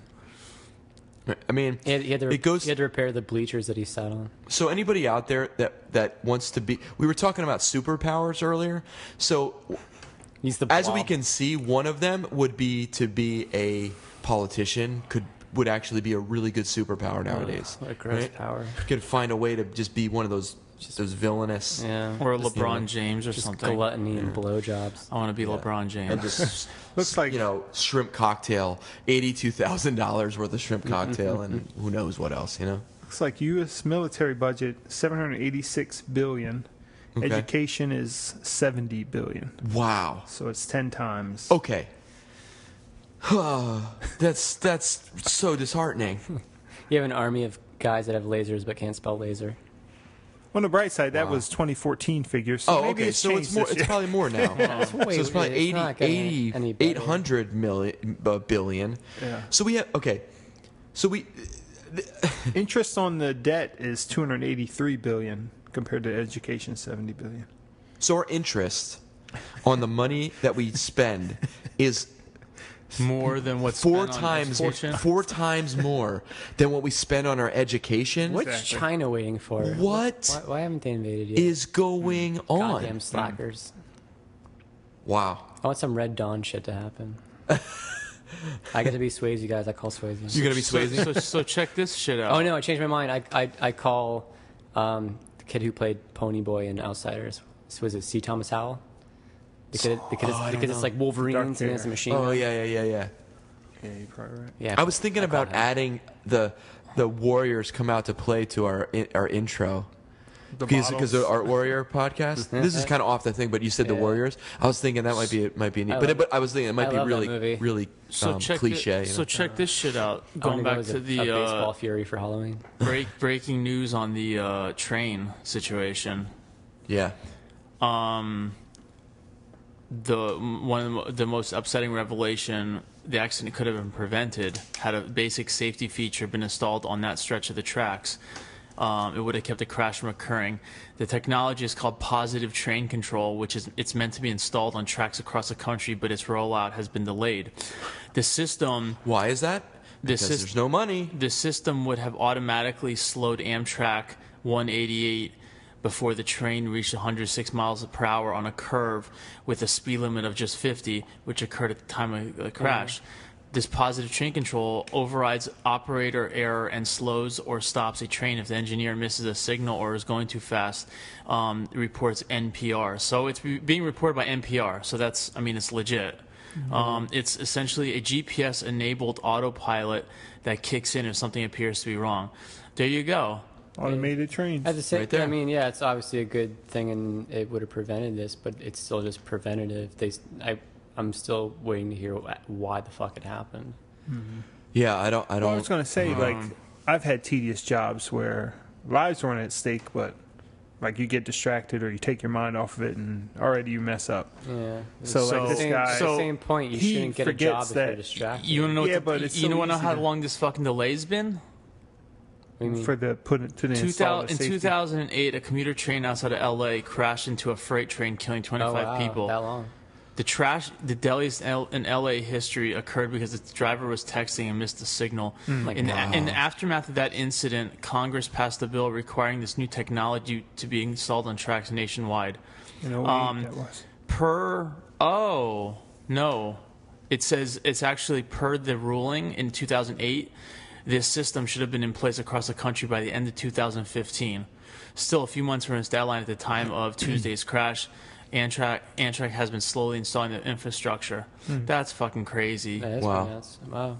That was kind of like we were talking about, like a day, one day before. Yeah. It's like, we were going to put that in tomorrow. Damn it. Yeah, intense industry lobbying has Congress considering pushing the deadline another 5 years to 2020. Yeah. Well, See, that sounds like a happens good now. idea. Yeah, sounds like a good idea. Let's do that. Let's let people who have no idea about these technical side of things make the decisions. And Right? another breaking on- news: a Nah, headless Dennis Hopper was I don't found really on the think rails. environmental issues are a big deal right now, so we're just going to push that off. Should we fix the Amtrak train? Nah, I don't. You know what? We could probably We get can another afford 5 one or two years more out of that. crashes. On Wednesday, while search and recovery Only 6 efforts, people died, or whatever it is. How many people died? 9. 9 people. It's under 9 10. times. We're fine. on It's Wednesday, just collateral damage. On Wednesday, which Gross. was yesterday, while search and recovery efforts are still in high gear, Congress also rejected a measure to increase funding for the country's rail rates. Not to piss you off anymore. Breaking news. Oh. See, but the thing is, this is the shit that people aren't going to fucking see. I mean, are they going to have that on the? Are they going to be talking about that on the news? You think? No, because it's not part of the agenda. I mean, they don't want people to be educated. That's the thing. Public transit is not making it. Public transit's not making anybody money. I don't think, is it? Well, Yeah, I would hope Somebody. so. It's probably. I mean, it's. You know, if they privatize, is it privatized? Is like Amtrak funded through the government, or is it private? I don't know enough about it. I don't know. me neither. But if it was privatized, I'm sure like it would be very different. But any of these public type things, they're always underfunded. But I'm sure they make more tax money now than they ever did before. I mean, we have more people that live in the United States than ever before. People are living longer than they've ever have before. Yeah. Why wouldn't you would think that the tax revenue would be up, but we're always in a deficit. And it goes back to what we were just talking about. All our money is going toward defense, which Locust. we're not really defending anything. We're kind of offensively attacking other places. Yeah. You know, and I'm not talking about ISIS or like some of these like really bad situations, but in part ISIS has been created by the power vacuum we left behind in Iraq, right? So Totes. I mean, all this stuff. We just need a reassessment of the allocation of where we're spending our money. And I don't understand. You know, I see all these things going on the internet where people are sharing stuff. Why are we not sharing? Why are we not getting behind? You know, really pushing for policy. You know, to change things. You know, we have a major outlet in Facebook, social media, all this stuff. If everybody kind of band together and became one voice, you could make some serious change, right? I agree. Now, obviously, you know, that goes back to what we were saying about Baltimore and the Occupy. It's like sometimes they're you know, I think we've never really. I don't think anybody's ever really band together as one voice in a social media kind of thing and use the internet for what it's really powerful for, and that's collectively, dispersing information, right? I think it happens when people are upset that a movie's being made and they're like, "Oh, you But cast." at the same time, though, everyone voice their opinion. if all the truths about everything came out at once and we had access to it, it wouldn't change anything. I don't think so. I think people would just be like, the that's only the way thing it is. that would create change would be a drastic reaction. Look at all the And that's why Baltimore, had that court ruling as quickly as it did, because that was a drastic reaction, and they wanted to stop it as quickly as possible. Yeah, look at everything that Snowden brought out, and people just are fine. They just keep continuing to use their phones. In a dark and basement, And yeah, right. Or Chelsea Manning disappears for a few months, and he was talking about some, war crimes, and nobody got pulled up on charges or anything, right? I mean, Hillary Clinton is there was definitive hard proof. People video evidence. Everyone had access to it. Everybody saw it. Exactly, and nothing happened. Nothing happened. No reaction. No reaction. Hillary Clinton is dealing with these scandals now, and Obama dealt with all these scandals. Nothing happened. More Baltimore's. That's what I said. That's what I said last week about. I showed you guys something about how they were joking that Tom Brady was getting more heat for his thing that happened than they're going after Hillary Clinton or other politicians. Listen. It's like, but again, it's distractions. All this shit is just more. Everything that happens is just made into be one more fucking distraction from things that are important. So the lesson that we have to take away from that is, if you want to create change in your community, go to your local CVS, set it on fire, write some sort of message, leave it behind, and it's a do not do right that. direction. That is not a good. You were saying about how that is not good advice. How people. You were saying about how bad people. advice to me. You were saying about how Classic people don't snacks. use or should be using the internet to to send that. Well, but this is kind of what I think when we were doing it, was trying to talk about things that are interesting to us that maybe other people get behind. But in a way, use it as a call to action. Right. I mean, every once in a while, I'll see petitions that float around and things like that. I think that's a really good way to do it. And the one, but how many people are really sharing that stuff? Yeah. It's people that are usually plugged in that really are following it. Most people don't take the time to read those things. Most people don't take the time to read anything. Honestly, I've talked to a lot of people that like things and they like an article because of the headline. And then you ask them about it, or you comment about something, and they don't have any it's like they didn't really read it. They read the headline and then read a few blurbs about it. And I think that's part of our culture too. There's so much attention going deficit. on. We don't have attention. Everyone's got it, fucking ADD, man. It's so fucking annoying. I also think that in some ways we are that sedentary kind of organism. We're trying to find the path of least resistance always. So what happens is we are okay with people leading us, even if they're leading us off a cliff. We're almost like, I don't want to get. I mean, we all know this, right? We've all met people like this. We all have people in our lives like this that don't want to get out of line. They want to stay in the line, even though the line's leading them to doom, demise, whether it's when we were just talking about food. And it's like, well, I don't want to change my lifestyle because that would be too hard. Yeah, I don't want to not eat sugar because, this food I might actually taste what food tastes like and not be, Or you say, people have always been eating, XYZ. Yeah, like the doctor, right? People that are in their 60s or 70s, when you're trying to explain to them, and no one is specifically. Well, look at me. I'm 70 and I'm fine. Yeah, people have always been eating meat from farms. I'm like, yeah, but the farms that you fucking grew up with around you when it was fucking 50 years ago, very different, are a lot different than what they are now. Can you get that through your skull? The supermarkets back then were a lot different than they are now. Everything. But it's crazy that people have that fucking mentality. It's like, oh well, people are just follow the herd, man. People are gonna get diseases anyway. People are gonna get this anyway. That anyway, but no. So back to your point about people gathering using the internet, or whatever. Right. All the funding stuff, the Kickstarter and all that stuff. I mean, a lot of cool stuff has come out of that. That is actually really good. You're right. Yeah, not that. Crowdsourcing has become a really good way to for independents, people that aren't linked to something that can fund, that can get something off the ground. Right. It is such a great way to do that. But I mean, still, it's bringing people together for a cause on the internet. Yeah. I mean, either even if it's as small as hey, somebody who's active in the community somewhere, something happened in their family, or they had an accident, or they got their bike stolen and they're like a popular bartender at some bar, a restaurant in town. Hey, let's get $500 together to get them a new bike. Right, just to help out and then it turns out where they end up getting like $2,000, and they give it to the person anyway. Yeah. Or the crazy one that happened last year was... Well, we saw the bee thing. Remember we were talking about that bee hive or whatever? Right. I mean, how much they were trying to raise, they killed it. $75,000, and they raised like 11 million or something like that. Yeah. Because people were like, whoa, this is a great idea where I can save the bees. I'd like to see how many bee stings come out of that, though. You know what I mean? Yeah. They install that, and all of a sudden people are getting stung. I did to have shit that out of thought. I'm like, they're showing these little kids tapping honey. I didn't get it because I don't have any space for it. I don't want a bee swarm in my small backyard. I already have bee swarms. We have a pear tree in the backyard, and as soon as they fall to the ground, it's bee city. I'm planting. I'm going to be planting some flowers in the next week or two. I'm going to plant some flowers. It's good. For the bees, you mean? Yeah. Well, yeah. For bees. Jasmine and.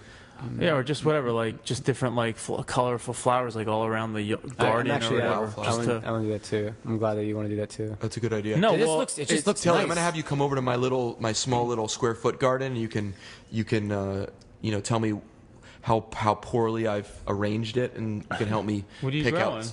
No, I'm like we didn't plant anything yet. I didn't plant anything yet, but we just do cucumbers and tomatoes and strawberries and stuff You should like try that. spinach if you eat spinach a lot. Spinach is really easy to grow. Yeah, we'll do spinach. That's good. We have asparagus growing in our garden that we didn't know about. Oh, okay. So we were wondering, this neighbor kept like going to the back of because our garden's like way on the back of the property. Yeah. And we're like, what's this old fucking white guy doing? And he was just he's stealing your asparagus. I didn't know what he was doing. He's just back there like messing with because it's a mess back there still. And then I asked my roommate. He's like, "Oh yeah," he goes and takes our asparagus. We're like, "We have asparagus." You're like, "Why is he taking?" And he showed it to me. I'm like, "Holy shit, that is asparagus!" And then you see all the little stumps where this guy was cutting it and shit. Yeah, asparagus thief. The one Kickstarter story that was fucking awesome from last year was this guy in Detroit who used to walk like miles to work every day. Right, I saw that. I saw that too. Yeah, and then did you post that, or did I just happen to see that? No, because it happened like last year. Yeah, so I it was saw before that. we I saw it started not that doing long anything. ago, though. Yeah, no, it was like last year, wasn't it? That has an interesting twist at the end. Did you hear the new stories about that guy? No. So okay, so tell the story. I'll tell you what I. There was like a post issue that arose from that guy's situation. Go ahead, you tell us. No, so he was walking. He was walking like miles to and from work every day, and somebody who saw him walking every day was like, let's bring this to the news, and like I want to do something to like get this guy a car, and like somehow got his story and whatever else, and they more or less figured out and they put up GoFundMe or whatever, Kickstarter thing. I think it was a local college student. Oh, that's right. It was, yeah. Who put together the GoFundMe, thing. And right. Yeah, maybe it was a kid that like worked where he worked or something. I don't know. Yeah. So basically, they just raised like a shitload of money on top of the fact that like the actual car that they wanted, I think, was donated. Like a dealership or something donated, or it's funny they were able to get him a thing, but he, they gave him like hundreds of thousands of dollars or something. They raised a shitload of money for that guy, and they, took care of his insurance for a while and whatever else. But yeah, you're right. It was a college student. 'Cause I remember seeing that they did an interview with two of them, and the guy's like, he's like, it's great to see like youth that are doing good things. But no, that's really. So what was the twist? So the twist was, well. The first part of it, what you said about how the car company kind of swooped in and gave him the car, which I think is really, really pretty awesome. But I find it funny how these corporate entities or these corporations or even just these businesses, they see a situation like this where they know they can benefit they're going to themselves. get some serious PR, and then they just come in. Because did you guys see the video of him like going in and like meeting the car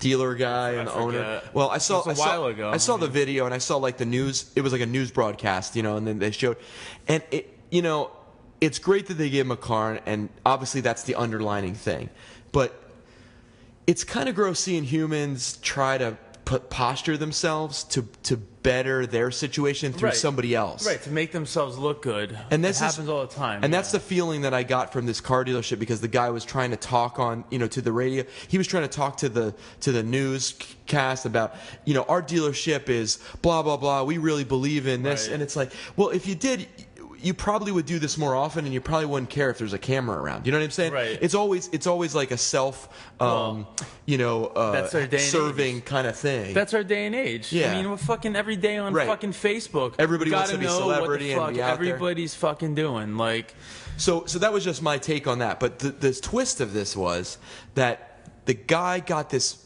before he even got any of the money. He just got the car, right? He just got this car. Didn't get any of the money because they had to like figure out, how he was going to get it. He started working with an attorney or something like that. So he started getting hit up by all these relatives and people that he was staying with or whatever the situation was. And everybody started giving him like real shit. He had to leave his home. He had to move out because people were starting to threaten him. And everybody basically, it was like ambulance chasing, like they just came in on that area, and he said he feared for his safety because everybody thought he was like this rich guy now because he had all this money. So everybody comes out of the woodwork trying to like capitalize and steal from this guy, like, hey, I'm your buddy, blah blah blah, and like just capitalize on the situation. So it's unfortunate how a good situation can get tarnished by just shitty people, that are just looking for, I don't know, a free handout or whatever it is. another really cool story that happened this week near and dear to our area, going back to like youth doing something cool for other people. There was in a local track and field, like high school track and field. Did you guys hear about that? Yes. Yeah. So it was the Whitehall guy, the Whitehall kid, right? So it was a kid who. Saquon Barkley. Yeah. This is what basically there was a girl. I don't know what school she went to or goes to. She went to. It doesn't matter. I mean, yeah, I don't know. Yeah, it was just a girl. She was. I just read the article. Yeah, recently, she did she was running like the 100 hurdles, and she won her race. Okay, and after the race was done, they're like, like we tried stopping the race or whatever because there was a timing issue. Something happened with the timing. They didn't keep time. Yeah, something happened, but they finished the race. Like they didn't have the backup either. They're supposed to have like a backup timer, but I guess they didn't have that either. I don't know. Yeah, nobody. And the girls are running the race. Like none of them stopped. They all ran the race because they didn't. They weren't alerted properly or whatever. Right. So they're like, what are we gonna do about this? The officials get all the coaches together or figure out, and they're like, we have to run the race again. So they ran it like 20, 30 minutes later. Well, in the meantime, this girl had to run she did a couple other events or something, and long jump or something. Yeah, something. Like that. And so she had to run it again, and she was between the being stressed out about it, I guess, and just not being at optimum performance or mentally fucked up. They ran the race again. She came in 8th, like last. All right, so there was a kid who his name's Saquon Barkley, right? Yep. So he goes to Whitehall. I think I'm saying it right. He's like one of the best running backs in the state, and he's going to Penn State. So he's like big time. He was running the 100-meter dash, and this girl had held the block for him. Yeah. They hold the block, so like maybe she was running in something. This was like earlier in the meet. She had held a block for him. So after this disappointment happened, word was getting around that this shit happened, he went and found her and gave her his medal. Wow. And was like, you deserve this, I don't. Okay. And part of it was because he was just doing track to kind of stay in shape for his football thing. Yeah, I mean, so he wasn't really like a track athlete star or whatever. But still, he's like, I mean, if you win, you win and you get medals or whatever. But he just was like, it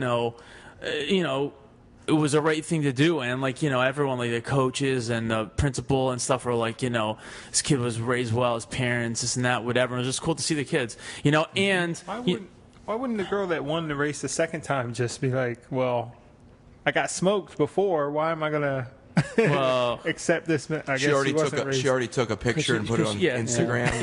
Yeah. It would be way hard to take that off. Like Hashtag basic bitch. Because not every high school kid is like that. hashtag second try. You know, I don't know. But that was a really cool. That was a really cool, really fucking cool story that made its way around. I think those situations are great when people actually step up and like help other When people. they're kids. Again, like, you know, we were harping earlier about how like 16-year-old kids, you know, aren't responsible enough to drive cars, and I mean that's a really big generalization. Yeah. But when you're dealing with something like that, you have to generalize because, you know, it's not like you can say, okay, well, you're 16 and, you know, you can't drive or you can drive. Obviously, parents need to allow that. You know, I think you need your parents' permission to get your license, or maybe you don't. I don't know.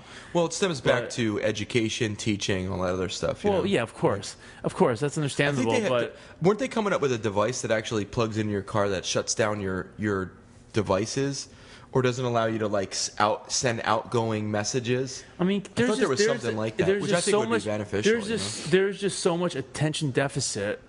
You know, that you got a kid sitting at the wheel, you know, you got friends in the car, you know, you got phones ringing, you got fucking alerts on your phone going off, you got the radio, and not that we didn't have that, you know, that shit too, but like, it's just, it's a different fucking day and age. But can you imagine driving like when were 8-tracks around? Is that 70s? Can you imagine having to change like an 8-track while you're driving? You know what I mean? Like that could be that's a lot more challenging than a CD or even just like an MP3 player. Now you just set it and forget it. Where back then you had to like pull out like a thing, look at it, like, oh, I don't want that one. You have to get your box out from underneath your passenger seat that has all of your 8-tracks in it. They look like Atari looking at it's like, cartridges. oh, do I want the Guess Who? No, I don't want the Guess Who. I want to get, you know, like I'm looking for my Pink Floyd, and then you drop it and the shit's down by your shifter. Like, so there's always been distractions about stuff. You know what I mean? Yeah, but it's not as bad as phones. No, you Dude, don't think so? No. You know what? I don't use my phone much when I'm in my car, so I guess I don't sympathize with that distraction. Well, I think I'm actually like a phone. The big thing. I'm anti-phone. I should say smartphones. Well, thank you. Right, you're not. So I'm an oldie. You're not a 16-year-old kid. I mean, yeah, but I live my life like that. Right, but I mean, Telly, come on, man. Again, it's a huge difference. I'm a virile man. I'm rocking it, man. Something else I saw really cool this week that has to do with kids, which I wanted to bring up. Here it comes. Sounds hot. Lay it on us. No. No. So the difference, the difference between our school system and ones like the ones in Japan. Kids in Japan, they don't have custodians and stuff like that in the schools. The kids clean the schools. I mean, that's pretty fucking cool? That sounds great. The only problem is that they're in school like 10 hours a day. No, I know. Well, so, we've had this discussion before. For the last 3 hours of the day, they have to like clean up. I mean, right. Well, I see where it goes both ways. But, I mean, it still teaches. It helps. It's teaching in itself. It teaches responsibility. And definitely does. It teach you cause and effect too. You know. I mean, that if I throw shit on the ground, I'm gonna have to pick it up at some point. So I might as well keep things clean. Right. You know. Something that made that when I saw that, something that I was reminded of last year during the World Cup. It made the news like all over the place when the Japanese team was playing and their fans were in the stands after the game was over. They were cleaning the stadium out. That was like a huge thing too. That's awesome. I mean, and like after they lost too. Which how many teams, sports teams? Wow. Yeah, I mean, just people. in general. Seriously, have some self-respect. You go to the bar, you make a huge mess, clean it up. You know what I mean? Stadium. Go to a stadium. Don't throw your shit on the. I do that at movie theaters. People honestly do take advantage of that. You know what I mean? Like, it's like when you go to a movie theater, like exactly like you said, Bobby, or go to a stadium. It's almost like when you walk through there, it's like you have a free pass to litter like a fucking crazy maniac. Dude, it's like out your window, throwing shit out your window. That's disgusting. Every once in a while, I still see someone toss something out the window. Man. Yeah, it's like. Is there anything worse than a litter bug? I think that's the worst. It's like it's 100% a rapist. Well, yeah, okay. So That litters. a rapist that litters, that throws flick cigarette butts out their window. This is what happens when we get to the 2-hour mark. I just get weird. Yeah, Bobby turns into We're more at the 3-hour mark. Yeah. I've been quiet for like 45 minutes. Casey's sleeping. Bobby has been nodding in and out. But anyway, yeah, I don't know. I think that's could actually teach a really good lesson. And there's a lot of really self-centered children nowadays in our culture. You think? That could use a good beating. Yeah, a good situation where they had to deal with their, like, it's not even like it's like they're scrubbing they're washing the windows, or doing something that's like a hard manual labor where it's like maintenance on the building. They're actually just clean. I mean, it's just cleaning up? Yeah, just like messes. sweeping. Yeah, and, so something like that is whatever. could really be beneficial. Getting that passed through, you want to pass that through a parent teacher, or administration. No, I'm not asking for that to happen in the U.S. That would never happen in the U.S. Well, yeah. So why is that though? Well, why are we at a point where we're above that? Like we think it's like we're not going to have our children clean up messes. Parents are coddling their fucking kids. That's ridiculous. You know what happens if my son leaves his plate laying out, or he leaves a wrapper of something? You beat him with a swatch. Yep. I just have a bamboo. What are those things? Those bamboo. He makes him kneel on a broomstick. Yeah. No, I tell him, I say, you're gonna clean up your messes. Do you want a Christmas? Yeah. Do you want a Christmas? The Easter Bunny. Yeah. That's a threat. Really, like, clean up your own messes. I do my best to clean up, all my messes. My wife helps me a lot. Well, yeah, of course. Of course. Yeah, no, why would it not pass through schools here? The schools have enough problems already. I don't know why that would be. Schools are ridiculous. These fucking schools are ridiculous. I think the nature of the whole thing comes down to there's a lot of small fixes that can make a big difference and go a long way. And this is kind of encompasses a lot of stuff we talk about. It may not be massive, huge things, but they could be just small things that slowly compound and make a big difference later on. I think all that type of stuff, we're teaching our children proper respect for ourselves, our neighbors, and our community and nature is really important. I think it's actually more important probably than the standardized test on math, right? I mean, we should understand our place more than anything. Definitely more important than geometry. Yeah, right. So I'm with you, man. I think that could be a good initiative. I just don't know. I don't see it. No, I don't see. There's a lot of parents that are very lazy, so I don't see them getting behind that because their kids are going to whine to them, and then they got to deal with that. And parents don't want to take a hard line on stuff. They just kind of want to be friendly, and let the kids kind of pass through. And I mean, that's just because they were raised by. And Bobby mentioned this before.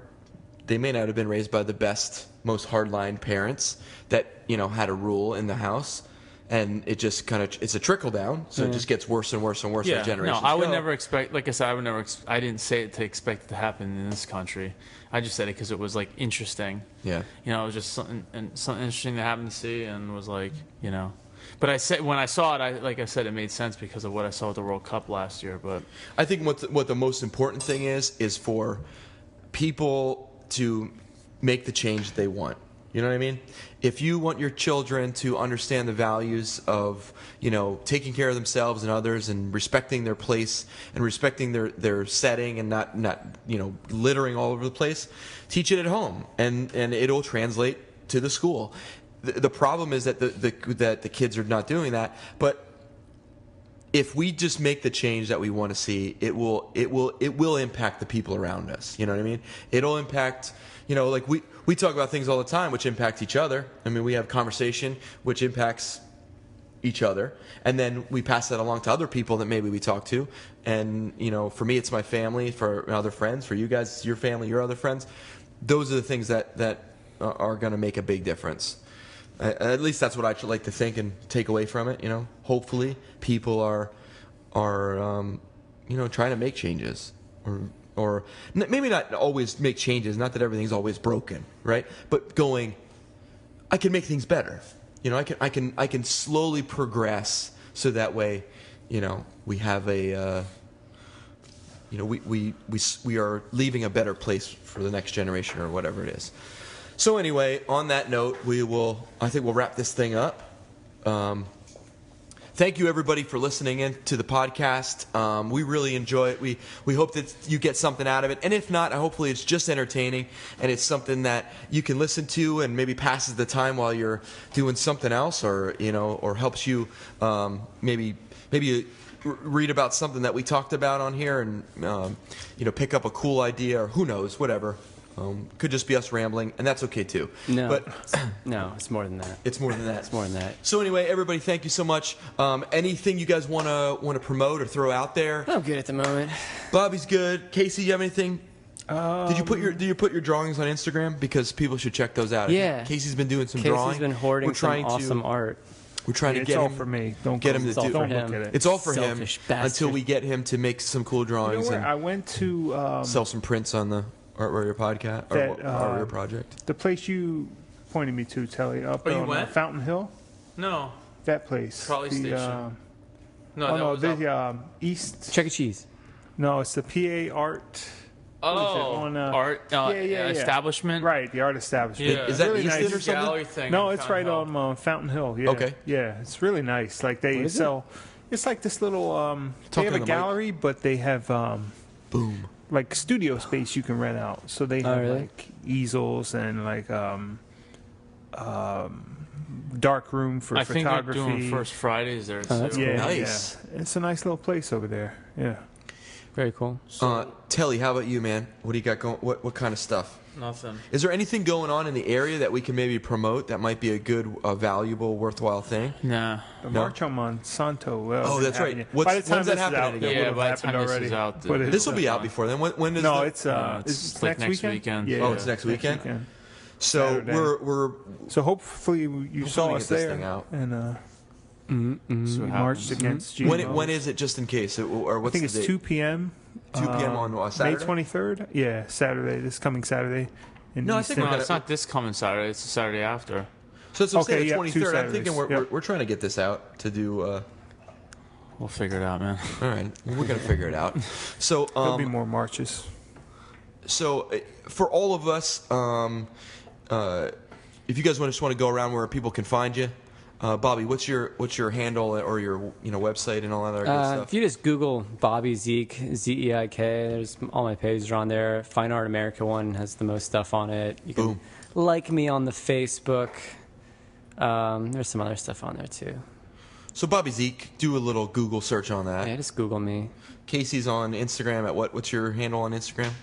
I don't remember, but if you search Bobby, a lot of the times I make comments and likes on his. Isn't it Isn't it just- Casey Yeah, Snipes? isn't it just Casey Snipes? Do you have like a dash be. maybe? It's KC Snipes. SNIPES.